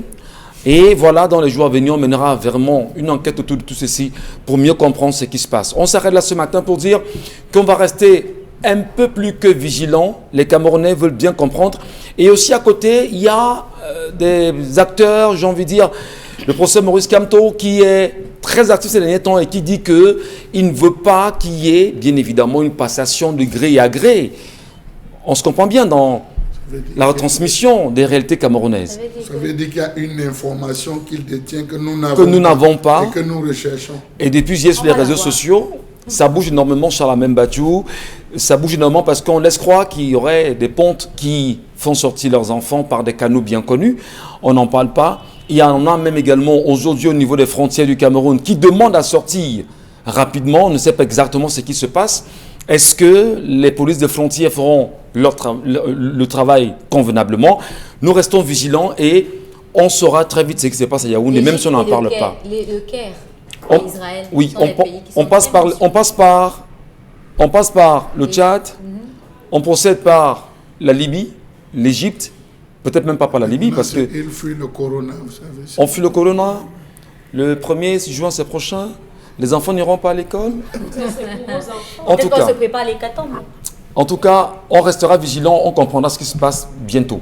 Allez, revenons avec la question, bien évidemment, de l'assistance sociale. Dominique Audrey Oyengelek, nous tentions justement d'avoir votre point de vue en nous demandant est-ce que vaut véritablement le social au Cameroun? Charles a même posé la question tout à l'heure. Votre point de vue sur cette question, mais surtout sur l'analyse qui a été faite ce matin. Moi, je vais aller plus loin, M. Ngachou. Je ne vais pas simplement m'arrêter au rôle, mais je vais questionner les performances de tous ces assistants sociaux que nous avons dans tous les hôpitaux. Je crois que la mention est importante, parce que nous les avons tous. Dans tous les hôpitaux, il y en a.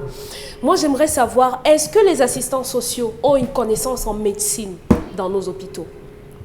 Est-ce que nos assistants sociaux ont une connaissance en psychologie dans nos hôpitaux? est-ce que nos assistants sociaux maîtrisent les rouages et les techniques de communication avec des malades dans nos hôpitaux? Honnêtement, je ne pourrais pas dire oui. Je ne pourrais pas dire oui, pourquoi? Lorsqu'une femme, moi je vais parler des couches défavorisées exclusivement. Lorsque une personne indigente arrive à l'hôpital pour se faire accoucher, que vous ayez de l'argent ou pas, on exige de vous que vous achetiez des kits. On vous demande de ramener de l'alcool, un certain nombre d'éléments. Pourtant, on est conscient que vous n'avez pas les moyens, mais à aucun moment, vous ne voyez ces gens-là se pointer pour dire non, attendez, par rapport à cette personne-ci, on ne pourrait pas faire ça, on devrait faire autre chose. Le rôle de l'assistance sociale dans un hôpital est précédemment la protection de l'enfance, puisqu'il s'agit d'abord des femmes qui viennent donner la vie. Il s'agit de soutenir psychologiquement des femmes qui ont donné naissance ou bien qui s'apprêtent à donner naissance. En 2018, sensiblement au mois d'août, on se rappelle qu'on a retenu une dizaine de femmes dans un hôpital de Yaoundé.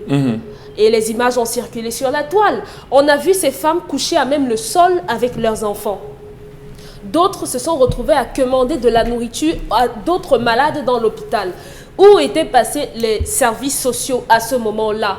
On ne peut pas véritablement dire. Au Cameroun, on ne peut pas parler de services sociaux. Parce que si on sort même de l'hôpital, le chapelet des récriminations est tellement long. Ils sont inexistants, inefficaces, inadaptés, parce qu'ils ne font rien. Ils n'existent quasiment pas. Il faille toujours qu'on se retrouve avec des informations sur la toile, qu'on se retrouve à décrier pour qu'après on les voit débarquer comme des sapeurs-pompiers. Donc au Cameroun, on a besoin d'assistants sociaux qui fassent preuve de maturité, qui fassent preuve de tempérance et de patience envers ces personnes démunies. Il y a des femmes qui sont des migrantes, parce qu'on ne parle pas exclusivement des Camerounais. On a des personnes qui viennent d'autres pays qui se retrouvent dans ces hôpitaux pour pouvoir donner la vie. Et ces personnes-là n'ont pas de moyens, ils n'ont pas d'abri pour la plupart du temps, et ils n'ont pas de moyens pour pouvoir payer les frais d'hôpitaux. Malheureusement, ils sont abandonnés à eux-mêmes. Conséquence, on vous confisque votre enfant, parfois on vous garde là-bas, vous devez faire le ménage, faire un certain nombre de choses. Donc, les dames qui sont responsables de ce ministère, moi, honnêtement, j'estime qu'elles ne font pas leur travail. Ce pourquoi elles sont payées, elles ne le font pas, parce que la société camerounaise souffre et a tellement mal aujourd'hui à sa santé que je pense qu'on devrait revoir ces ministères-là et mettre les personnes adéquates. Parce que jusqu'ici, on ne les entend pas, on ne les voit pas. Récemment encore, j'étais au carrefour d'Eido là-bas, au rond-point d'Eido, et on voyait encore des enfants se mélanger avec des gens sans masque, sans protection, alors qu'on a dit qu'on avait collecté les enfants de la rue. Donc, vraiment, ces ministères-là, il faut revoir. Revoir, peut-être, comme Bombok dit souvent, peut-être c'est ce qu'on leur a demandé de faire, de ne rien faire. Très bien. Charles Membadjou, on va peut-être mieux comprendre ce sujet, mieux le vider ce matin avec vous. Assistance sociale, action humanitaire, peut-on véritablement dire que l'État a échoué au Cameroun en 2020 sur ces questions-là? Démontrez-moi ou présentez-moi une action qu'a posée le ministère des Affaires sociales. Je vous dirai que vous avez raison. Le défilé du 8 mars. Ah, d'accord. Si ce n'est pas le défilé, c'est vous annoncer qu'on a récupéré 1 à 2 enfants de la rue. La journée mondiale de la jeune fille. Qu'on a resocialisé. Bon, voilà. Monsieur Michel Il faut accompagner l'UNESCO. Dans tous les quartiers, les premiers acteurs sociaux, c'est la chefferie traditionnelle, la chefferie de bloc. Le chef de bloc qui connaît le quartier et qui sait qu'on a 2 ou 3 familles indigentes, 2 ou 3 familles qui n'ont pas. Est-ce qu'on a encore des chefs de quartier? Non, c'est des buveurs de A. Permettez-moi l'expression. Ils ne travaillent plus. Ce sont eux qui vont faire la recommandation au CMA. Vraiment, telle personne, c'est une personne dans notre quartier qui subit ça. Nous nous battons pour les encadrer et tout. Vraiment bien vouloir prendre charge. Lorsqu'on arrive à la CMA, on vous dit qu'il n'y a pas d'argent. Vous pensez qu'on a gardé l'argent ici là pour pouvoir vous prendre en charge. Pardon, excusez, ils prennent le papier, on fait un mot. Allez à l'hôpital, allez à la Kentini, allez à tel hôpital. Quand vous arrivez avec ce papier, qui vous regarde? C'est ça qui paye la consultation. Tu gardes un bout de papier que tu peux avoir écrit au quartier. Premier choc. Avant, c'était fait dans les hôpitaux catholiques. Parce qu'ils ont plusieurs associations. Le suivi était un peu. Mais après, tout a changé. Le social est mort, littéralement mort. Il y a des chefs de centre des affaires sociaux dans les quartiers. Eux aussi, c'est leur rôle. Quand ça devient chaud, ce sont eux qui prennent en faisant les recommandations dans les mairies. Mais je peux vous assurer, monsieur Michel Ngachou, que faites le tour, vous allez voir des femmes qui décèdent. J'ai été scandalisé ce week-end, monsieur Michel Ngachou. J'étais dans un hôpital. Il y a une femme qui criait en maternité et la sage femme ne s'est pas gênée. J'avais un chapeau, elle ne pouvait pas savoir que c'était moi. Elle s'est passée, si elle savait que c'était moi, elle avait bougé en disant que les voilà encore. Elle a dit que, elle me sert à quoi? Pardon, je ne m'occupe pas d'elle. Elle me sert à quoi? Et la femme me dit que, mais comment tu peux dire ça? Elle a quoi? Il y a d'abord qui vient ici? Je profite quoi? Pardon, qu'est-ce qu'on fait attendre l'heure de la ronde? Alors, imaginez-vous. Le bébé était en train de s'étouffer. Oui, disons la vérité. Après, je suis rentré, je me rends compte que la femme n'avait comme drap que le pagne. Elle avait la couverture, c'est-à-dire elle avait sur elle jeté un pagne qui était en même temps la couverture et un cache-corps. Vous demandez quoi à cette femme? Vous demandez quoi à un être comme celui-là? Vous avez des médecins qui ne passent pas dans certaines chambres. C'est-à-dire ils ont scindé au niveau de l'hôpital. On sait que tout ce qui ne va rien, c'est la chambre des bobos, la zone des bobos et la zone des vauriennes. Excusez-moi l'expression. Je parle trivialement pour qu'on se comprenne. Vous avez des femmes qui se retrouvent là, elles sont abandonnées. Parfois le bébé a fait tout sur lui.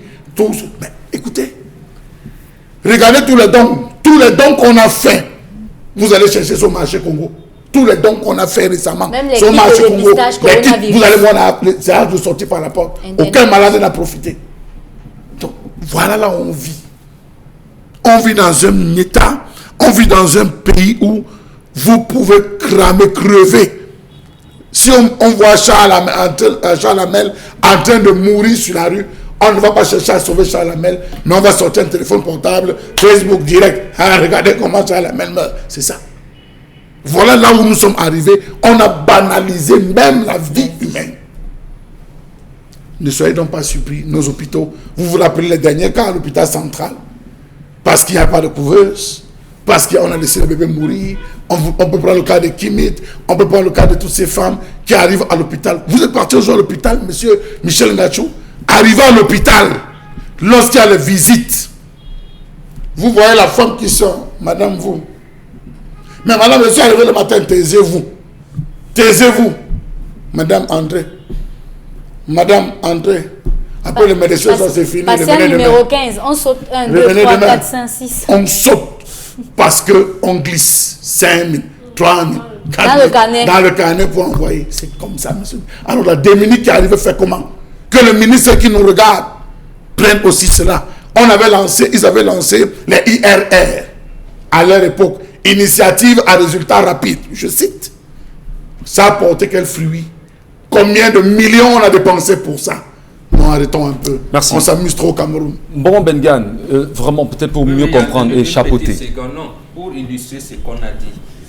Lorsqu'on dit l'histoire devrait nous apprendre des choses. Nous avons Covid aujourd'hui. Est-ce que ça va apprendre quelque chose? Je n'en sais rien. Mais pour revenir à la colère de Charles Hamel, il y a eu le cas de Koumatekel ici. Mais regardez avec quelle vitesse l'ordre des médecins était monté au créneau pour vous dire, avant même d'arriver à la Quintini, cette femme était déjà décédée. Vraiment. Au lieu de venir réguler, essayer de voir ce qui ne marche pas dans l'hôpital camerounais, notamment à partir des services de l'accueil et plateau technique et tout, et de la morale. Je ne parle pas de la moralité. Je parle de la morale parce que là on parle de l'assistance. Comment on vient de dire?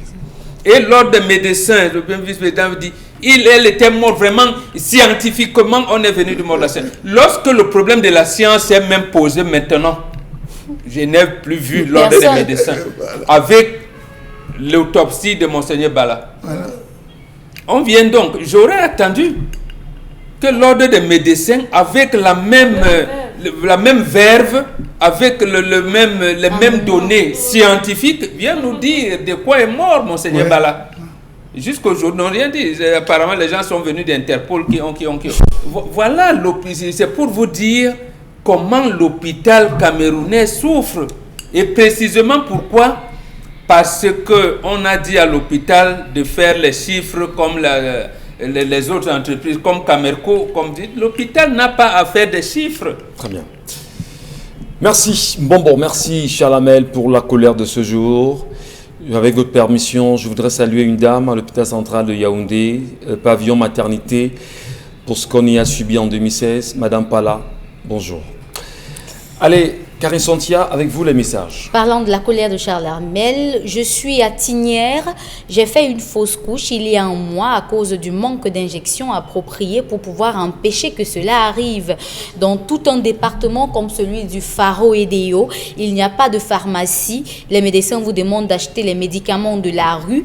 Dans le cas contraire, il faut donner de l'argent aux chauffeurs de taxi pour Ngaoundéré et ça va arriver le lendemain soir si possible. Entre-temps, que faire? Et là n'est même pas le pire. J'ai même failli perdre ma vie car le personnel de santé est tellement négligent. Ce même jour, une femme a perdu son enfant de 2 ans car on ne pouvait pas brancher le générateur pour une seule personne. Voilà. Franchement, ça fait froid au dos. En même temps, c'est très révoltant.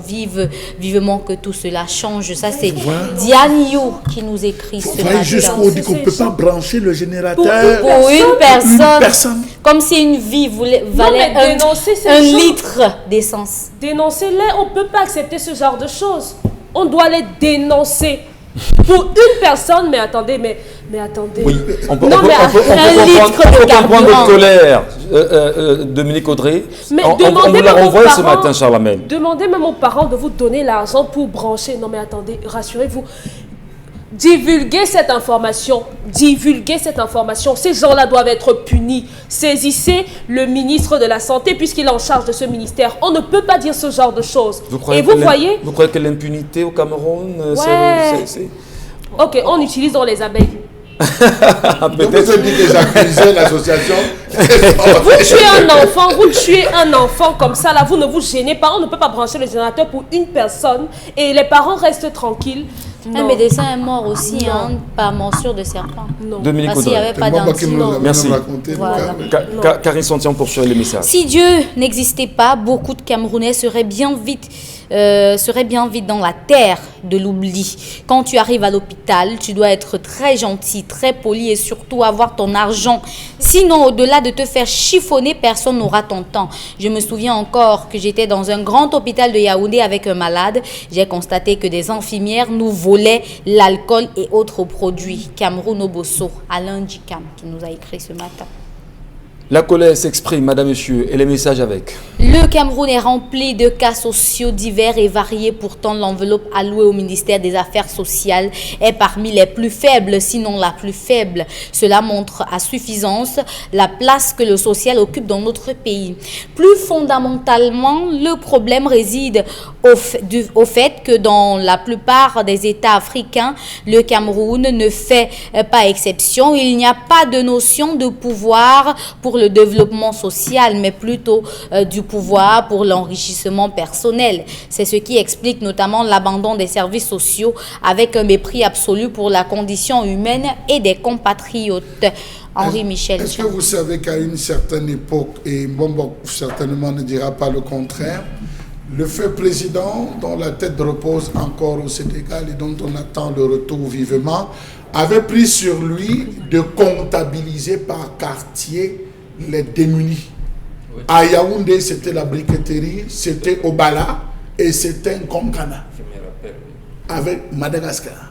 À Douala, on comptait les quartiers où on savait ces zones étaient prioritaires. Lorsqu'ils arrivaient à l'hôpital, on connaissait que c'était des zones de personnes démunies. Et par, comment on appelait ça, dispensaire, on s'arrangeait à travers le gap des médicaments pour faciliter. C'est la raison pour laquelle, et c'est depuis cette époque, que lorsque vous arrivez à l'hôpital, on vous vendait le flagyl. On peut vous vendre le flagyl 3, 4, 5, la dose unique pour le traitement en comprimé plutôt que de vous envoyer acheter des boîtes.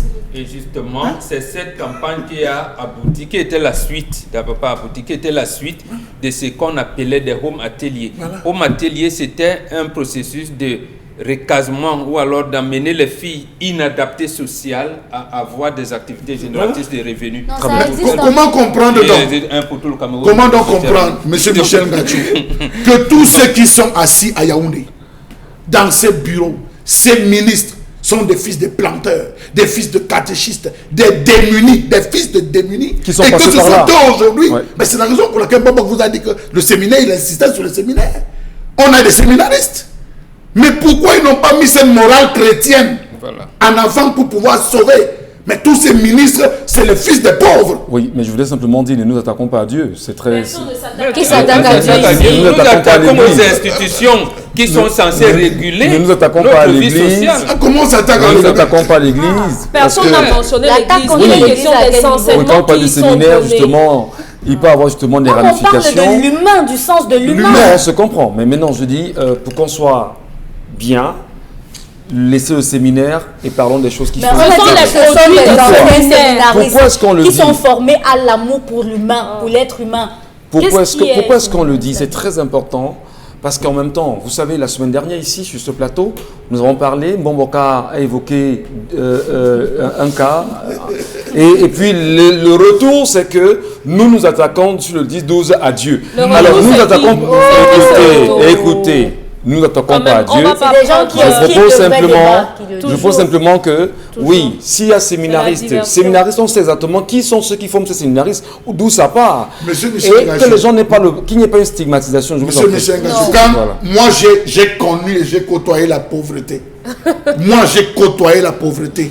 Je suis resté des journées sans manger. Je sais ce que ça fait. J'allais au champ enlever 2 ou 3 boutures de manioc. Je venais racler. C'était pas Je pour vous faisais bouillir dans de l'eau avec de l'huile. L'huile rouge, on mettait un peu de sel pour manger.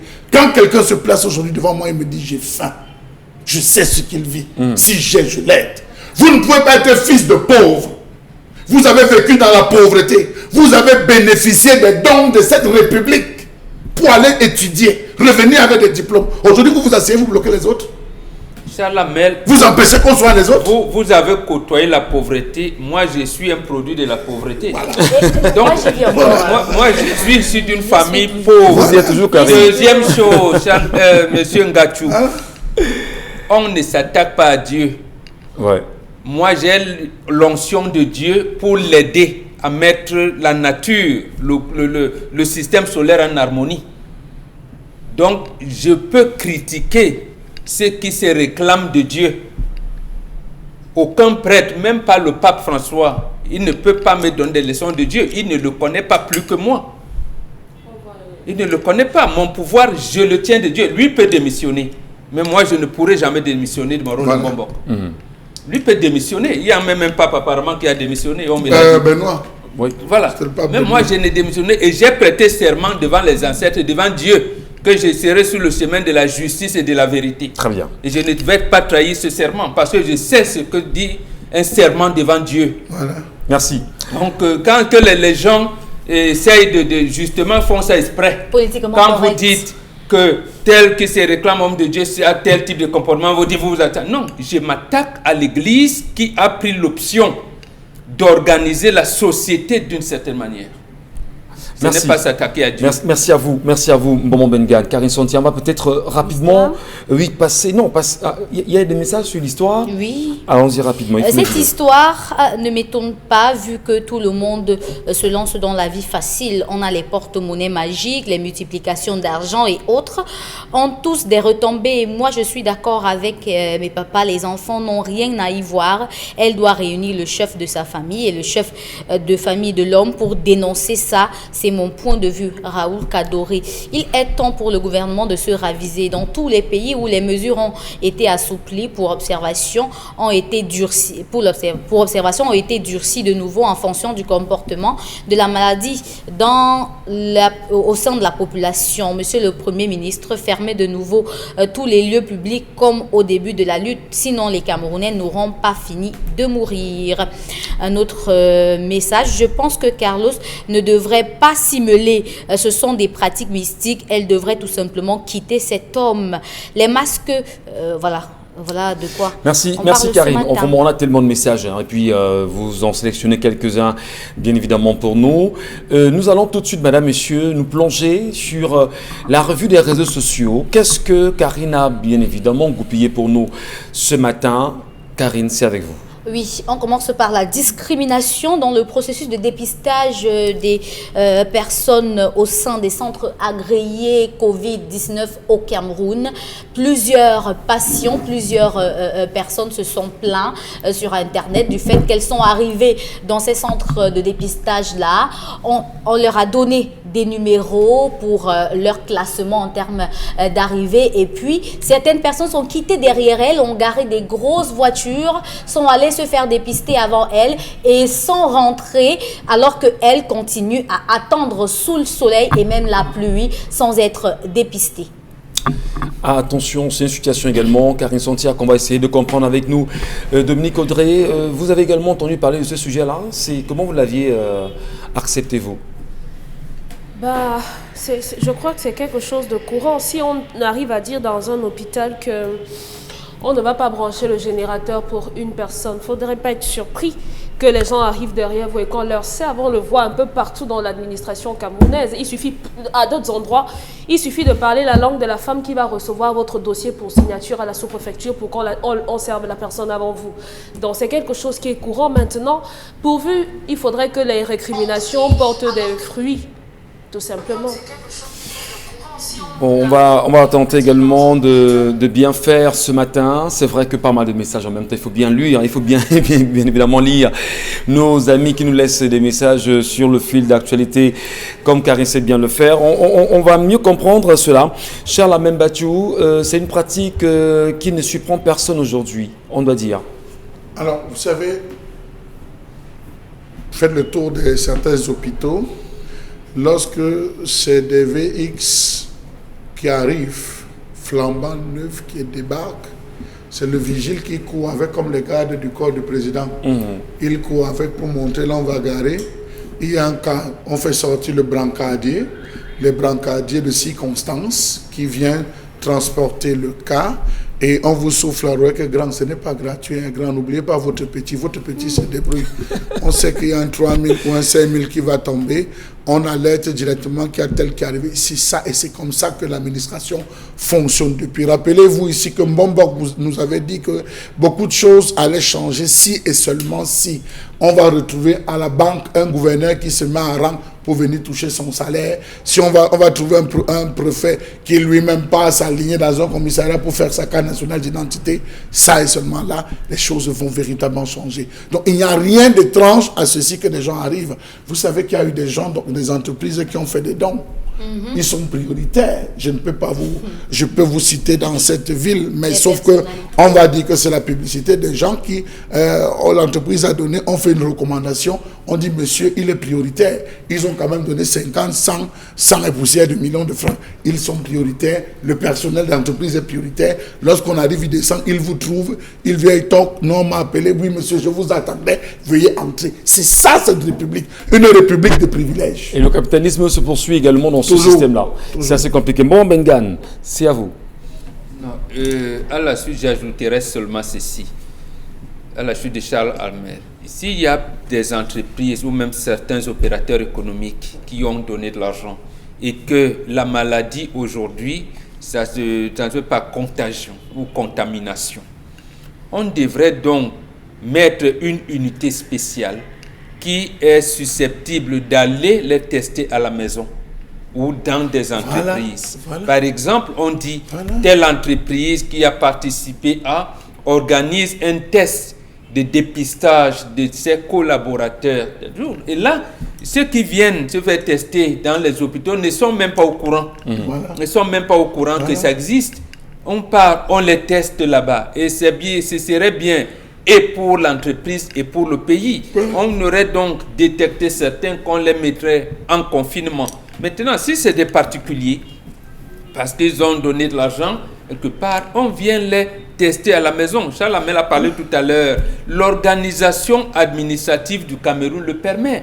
Donc, le chef d'un quartier qui a des bobos, comme on dit, pourrait donc aller auprès du sous-préfet et du médecin-chef de l'hôpital d'arrondissement, plus proche, en lui disant non, notre quartier, on ne souhaite pas, on organise donc un test de dépistage de ce quartier-là, je ne sais pas moi, de ce bloc de quartier-là, on vient, on les teste à la maison et on procède à la prise en charge de ce qui suit, comme prise en charge ou quoi. Maintenant, ceux qui viennent à l'hôpital, pourquoi on leur donne donc les numéros d'ordre? Vous venez, on sait bien que celui-ci est arrivé le premier, le deuxième, troisième. Mais on prend le 2 premiers, après on va prendre le numéro 15. Après même, on ne suit plus de numéro, on prend celui qui est venu, il n'a même pas encore de numéro. Et ça crée trop de frustration voilà, quand même. parce qu'il y a des situations, c'est pas normal, ce n'est pas... Nous ne sommes plus dans une situation ordinaire où, même dans des situations ordinaires, le médecin dit, je reçois les rendez-vous. Ceux qui ont pris rendez-vous, je les reçois à partir de 11h. Voilà. Donc si vous allez à cette clinique-là, cet hôpital, vous savez d'office qu'aujourd'hui, le médecin, il va recevoir ceux qui ont pris des rendez-vous à partir de 11h. Donc, à ce moment-là, vous ne serez pas offusqué. Donc, je ne comprends pas. Mais un aîné me disait que le Cameroun fonctionne sur la base du protocole. Donc, voilà, je vois les commissaires de police, même des colonels. Lorsque Samuel Eto'o arrive, c'est eux qui viennent faire tout ce que vous savez. Voilà. Merci à vous, Maman Bengal. Merci bien évidemment d'avoir vidé ce premier sujet de la revue des réseaux sociaux ensemble. Merci également à vous de poursuivre vos différentes contributions. Vos commentaires sont attendus. Karine Sontia. Oui, on parle cette fois-ci de la prière de fin du jeûne de Ramadan qui a eu lieu hier. Le sous-préfet de Yaoundé 2e a invité les fidèles de son arrondissement à prier pour la clairvoyance et la sagesse du président de la République, Paul Biya. Et sur la toile, c'est allé dans tous les sens. Certains qui parlent d'une imposition, d'autres qui parlent d'une demande, d'autres qui parlent d'une recommandation. Toujours est-il que dans ce cas-là, le sous-préfet a invité les imams à invoquer du Seigneur la sagesse du président Paul Biya. Allez, on le sait également, hein, pour ceux qui sont croyants, pour ceux qui sont chrétiens, pour ceux qui lisent la Bible, il est important de prier pour les autorités justement de son pays. Et ça, c'est bien connu de tous. Oui, mais les autorités le font. Oui. Je veux dire, les autorités religieuses le font tous les jours. Voilà. Le demande. Tous les jours. Pourquoi c'est l'autorité administrative?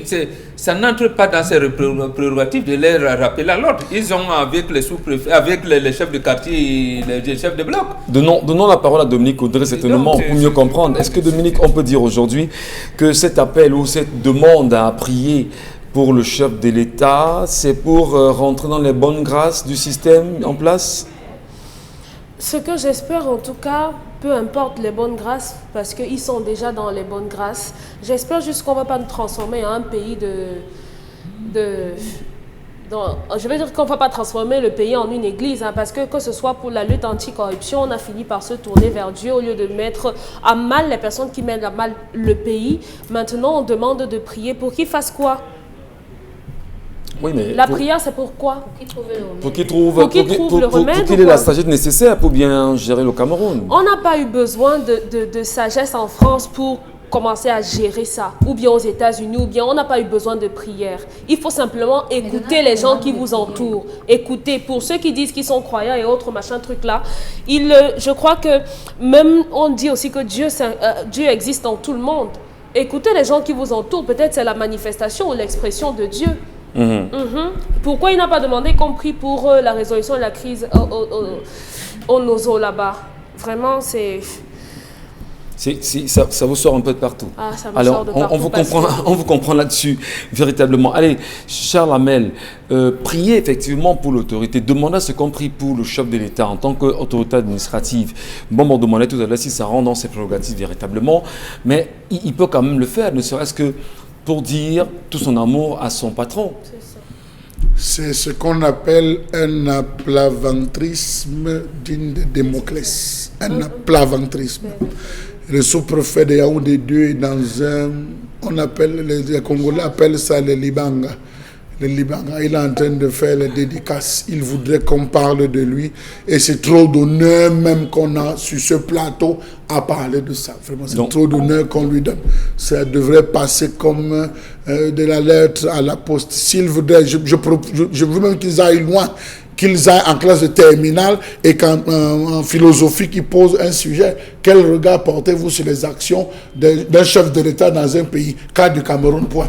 On va virer l'enseignant. L'enseignant qui propose cette école-là. Maman Bengane, Même- vous prononcez. Même moi qui ne vais pas à l'église, je sais que les églises prient pour le président Paul Biya. Je sais. Pour sa clairvoyance. Oui, les églises demandent à Dieu de lui donner sagesse, clairvoyance, tout ce que vous voulez, et longue vie pour mener à bien la mission qui lui a été confiée. On prie pour lui depuis 38 ans. Donc que le sous-préfet vient dire ça n'entre pas dans ses prérogatives. Donc, le cardinal nous a dit qu'il recevait chaque fin d'année 3 millions. Oui, tout à fait. Donc on tient l'église. On tient. Et c'est pour ça que l'église est prise. Mon problème, c'est l'ingérence de l'administration territoriale là-dedans. C'est vous-même ici, Mbombo. C'est vous-même ici, Mbombo, qui avez dit que le ministre Atangandi ne fonctionne pas comme les autres qui sont sortis de l'ENAM. C'est vous qui avez dit ici avec les gars qui sont sortis de l'ENAM, là, il est caressé, mais lui, il a dit que vos choses sont pas dedans assumées. Donc, vous mangez assumé. Mais absolument. Les imams mangent qui s'assument. Mais les imams le font déjà. Le sous-préfet vient de leur rappeler pourquoi. Ça me rappelle donc une sortie du ministre Tiroma quand il était porte-parole du gouvernement. Un jour, il sort de faire des tabaski. On lui tend le micro. Il dit qu'il remercie le président Paul Biya pour avoir su organiser la fête de fin de Ramadan. J'ai dit, mais attends, le Ramadan existe. Non, vous voyez, il y a trop de choses. J'ai dit, toutes les églises du Cameroun prient pour leur président. Ça ne date pas d'aujourd'hui. Le président Aïdjo bénéficiait des mêmes prières. Le président Biya en bénéficie. Moi, ça ne m'offusque pas. Oui. Que les religieux prient pour leur président pour que Dieu donne plus de sagesse, longue vie et tout, de commodité au président. Voilà, mais que leur rappel. Mais attends, il n'était pas au séminaire, je ne sais pas comment former les imams. Il sait comment ça se passe là-bas. En tout cas, la prière a été dite déjà. Et puis, on en profite également. On le dit qu'il ait parlé ou pas, les religieux prient pour leur président. Très bien. Le message est passé pour Bengane. Et puis, pour ceux qui veulent prier, continuez à prier en même temps. Et c'est important, je dis, il faut prier pour les autorités de son pays. C'est important. Mais on sait quand même que depuis qu'on fait ces prières-là, la crise dans le Nozo n'a pas connu... il n'y a pas eu de changement. Un changement. On sait quand même que depuis ces prières-là, le coronavirus commence à faire de plus en plus de nouveaux cas. Donc, on aimerait bien que, à partir de ces prières-là, si c'est le président de la République qui va nous donner le médicament, qu'il le fasse un peu vite parce que les cas là, ça commence à faire. Peut-être les bombes peuvent se mettre. Le problème est que Dieu n'est pas bête comme vous.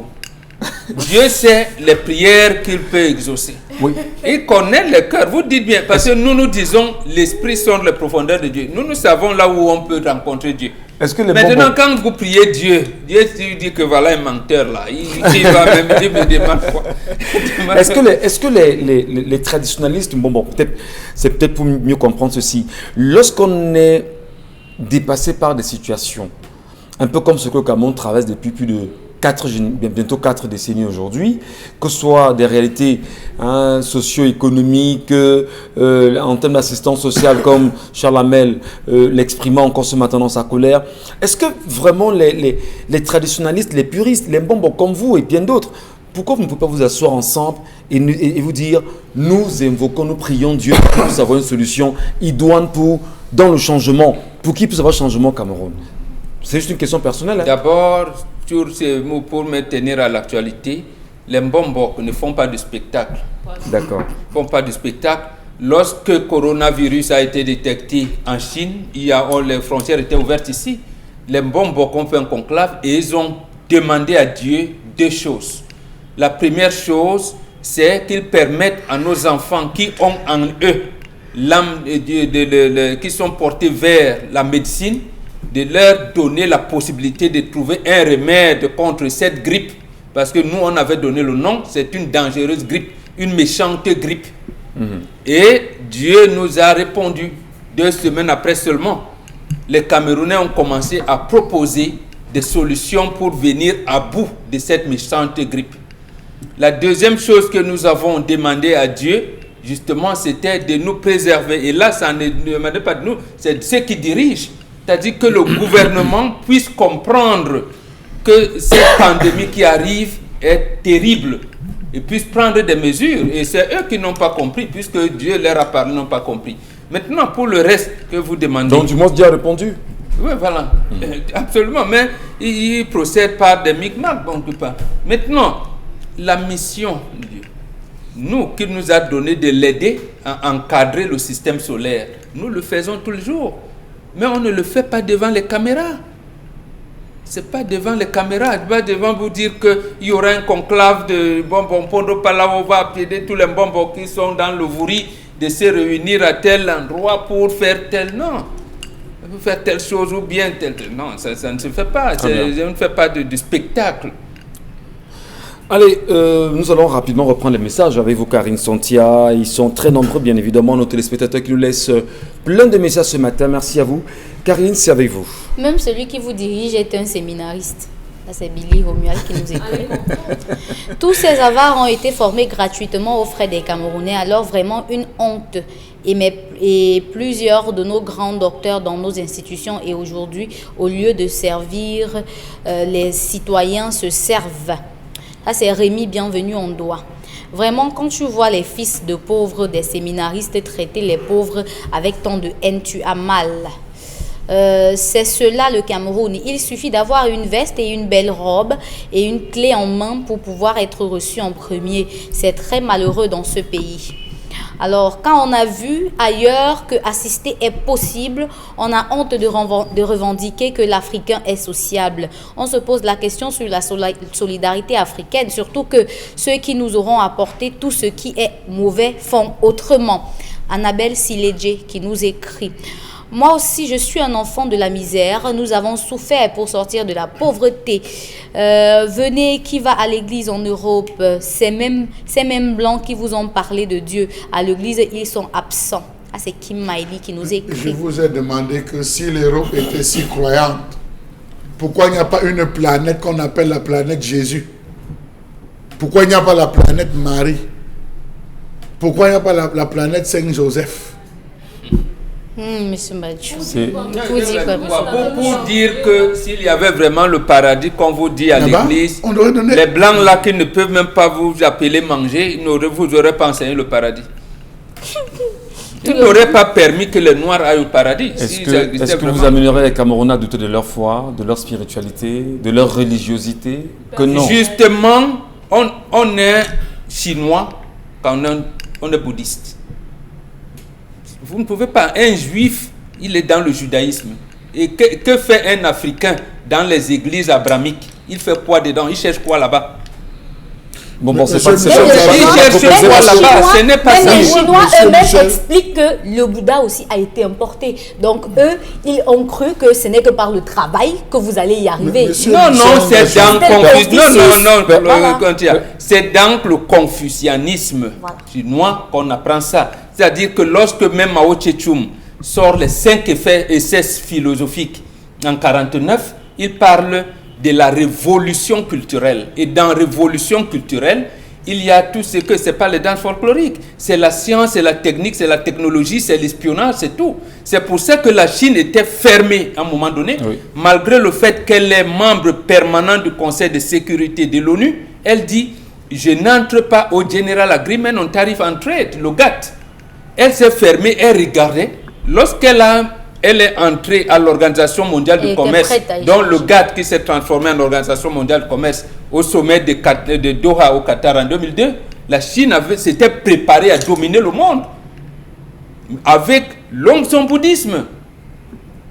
Et vous dites que vous voulez dominer le monde en allant de le chrétien, les musulmans, de tout. Ça ne peut pas, c'est pas possible. Donc, qu'est-ce que vous dites qu'il faut retourner? Vous revenez à vos religions traditionnelles. La religion, parce qu'en fait, nous ne parlons même pas de religion, nous parlons de spiritualité. Comment les Africains éveillent l'âme de Dieu qui sommeille en eux. C'est ça le fond du problème. La spiritualité est dynamique. Vous pouvez être porté vers les métiers paramilitaires, un autre est porté vers les métiers de médecine, tel autre est porté vers. C'est cette âme-là qu'on éveille, que la spiritualité permet d'éveiller. Et nos sociétés d'hier, quand vous parlez de la charte de Cancan, des premiers trucs, c'est justement ce qu'on éveillait à chaque enfant. Et on le reconnaît pour un garçon 5 jours seulement après sa naissance, et pour la fille 4 jours après sa naissance. C'est pour ça donc qu'on vous dit, lorsque la reine Saba la première femme à diriger un royaume, elle n'a pas eu à combattre pour prendre cette place. Ses frères garçons savaient que Saba est né pour nous commander. Et même l'ami de Dieu que vous appelez Salomon, Saba l'a tapé. D'accord. Saba, la reine Saba, j'ai dit bien l'a tapé.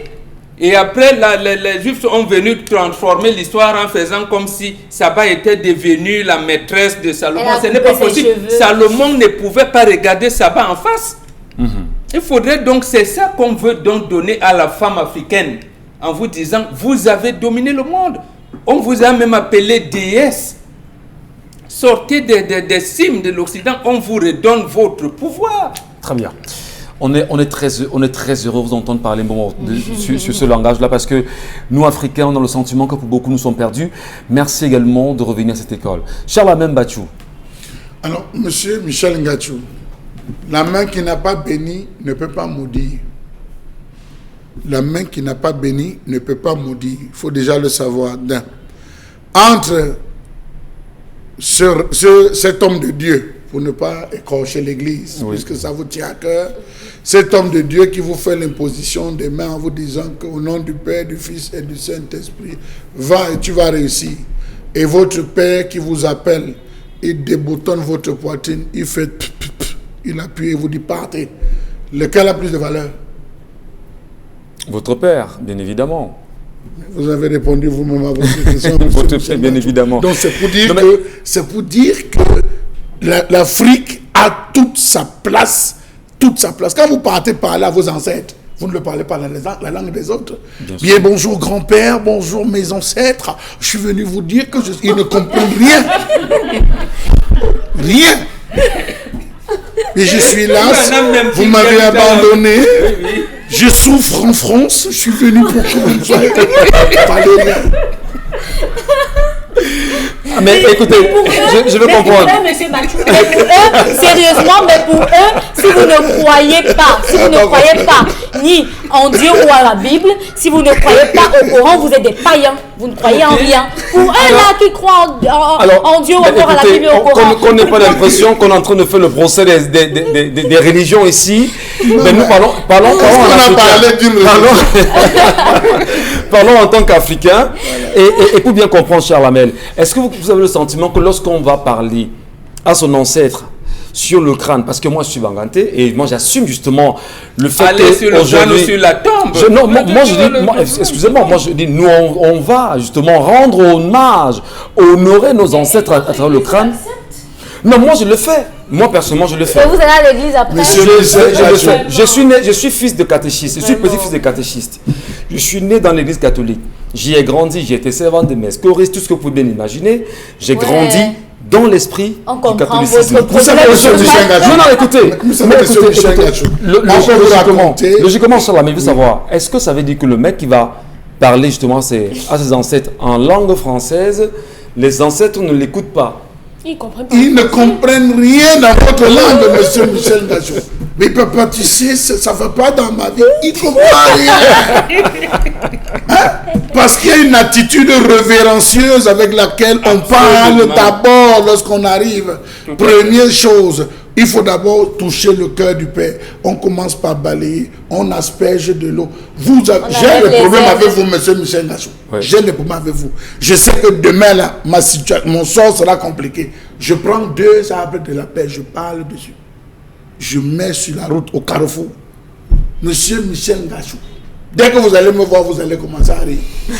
Vous allez rire. Si on vous dit que vous voulez me finir, vous allez rire. C'est après que vous allez dire, je me fais quoi, ce gars comme ça. Je serais déjà passé. Et là, c'est quoi ça? C'est quoi? C'est la spiritualité camerounaise? Enfin, non, africaine. Ouais. Donc on dit aux gens, revenez.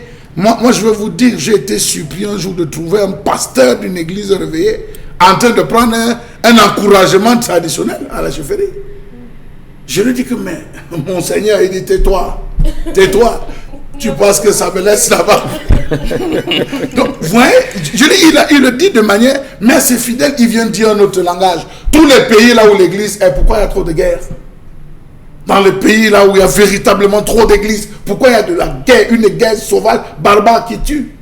Tous ceux qui ont aidé et travaillé pour l'église ont été pauvres. Je vous prends un cas au Cameroun, Baba Simon. Baba Simon n'avait que des babouches. Vous pouvez fouiller dans tout le... Il n'avait que des babouches. C'est pour ça qu'on Il n'avait pas appelle de les richesse. babouches, là, les Et on babas ne guida. veut pas l'appeler saint. Vraiment. C'est Jean-Paul II qu'on vient appeler saint. Vraiment, moi ça me touche parce que Carlos me frappera encore sur les doigts après pendant le début de l'émission. Moi je dis, je suis petit-fils de catéchiste. Oui Carlos, je vais le dire. Je comprends. Mon grand-père a servi pendant 60 ans à l'église catholique. Il décède, il n'a pas le comprimé de 100 francs. Je vous parle, je lui dis, Ngachu Michel, allez chercher à Baranté, dans tout le nez. 60 ans, il a reçu justement une médaille de Fondre Wunking et tout ça à la fois. Je dis, il décède, il n'a pas le comprimé de 25 francs que l'église catholique viendra lui dire. À la fin, vraiment, 60 ans de service, monsieur Ngachu Michel, voici ce qu'on vous donne pour pouvoir préparer une retraite. Oui, mais c'est du... Mais, et un jour, je lui pose la question, je dis, mais grand-père, dis-moi, comment tu as passé toute ta vie? Tu as 10 enfants, toute ta vie avec les missionnaires, aucun enfant n'est positionné. Et ce qu'il m'a dit, aujourd'hui, Père son âme, mon fils, l'intelligence que vous avez aujourd'hui, nous, on ne l'avait pas avant. Vous comprenez bien jusqu'où? Je ne peux pas compter les dons que mon père a fait à l'église catholique. Je ne peux pas compter les dons que mon père a fait. Je ne peux pas compter la serviabilité de ma mère à l'église. Les terrains. Je vous prends l'exemple, on me regarde dans le quartier. Le jour que ma mère est décédée, moi-même, je monte là-bas, on dit que pour louer le banc, c'est 100 francs. Et vous allez payer. Non mais écoutez, c'est assez choquant. Je suis désolé. On va peut-être, Je suis désolé. on ne pas l'impression qu'on prend position, bien qu'on a contre l'église. Mais dire que non, moi je suis personnellement, même si je suis modérateur du plateau, je suis la preuve vivante. Je dis, il faut voir les conditions dans lesquelles M. Ngachu Michel, connu à Baranté, décédé, c'était inacceptable. Et plus grave, lorsqu'on fait justement ces obsèques, Charles Amène Bachou, on vous dit, non, vraiment, pour les... Non, écoutez, le prêtre a été payé. Toutes les messes ont été payées. Je parle encore. Mais il vous a servi 60 ans quand même. À un moment donné, posez des questions. Non, ça veut donc dire que même vous aujourd'hui, vous ne comprenez pas. Allez, le 8 janvier 1454, c'est bien un pape qui déclare l'esclavage. Je dis bien le 8 janvier 1454.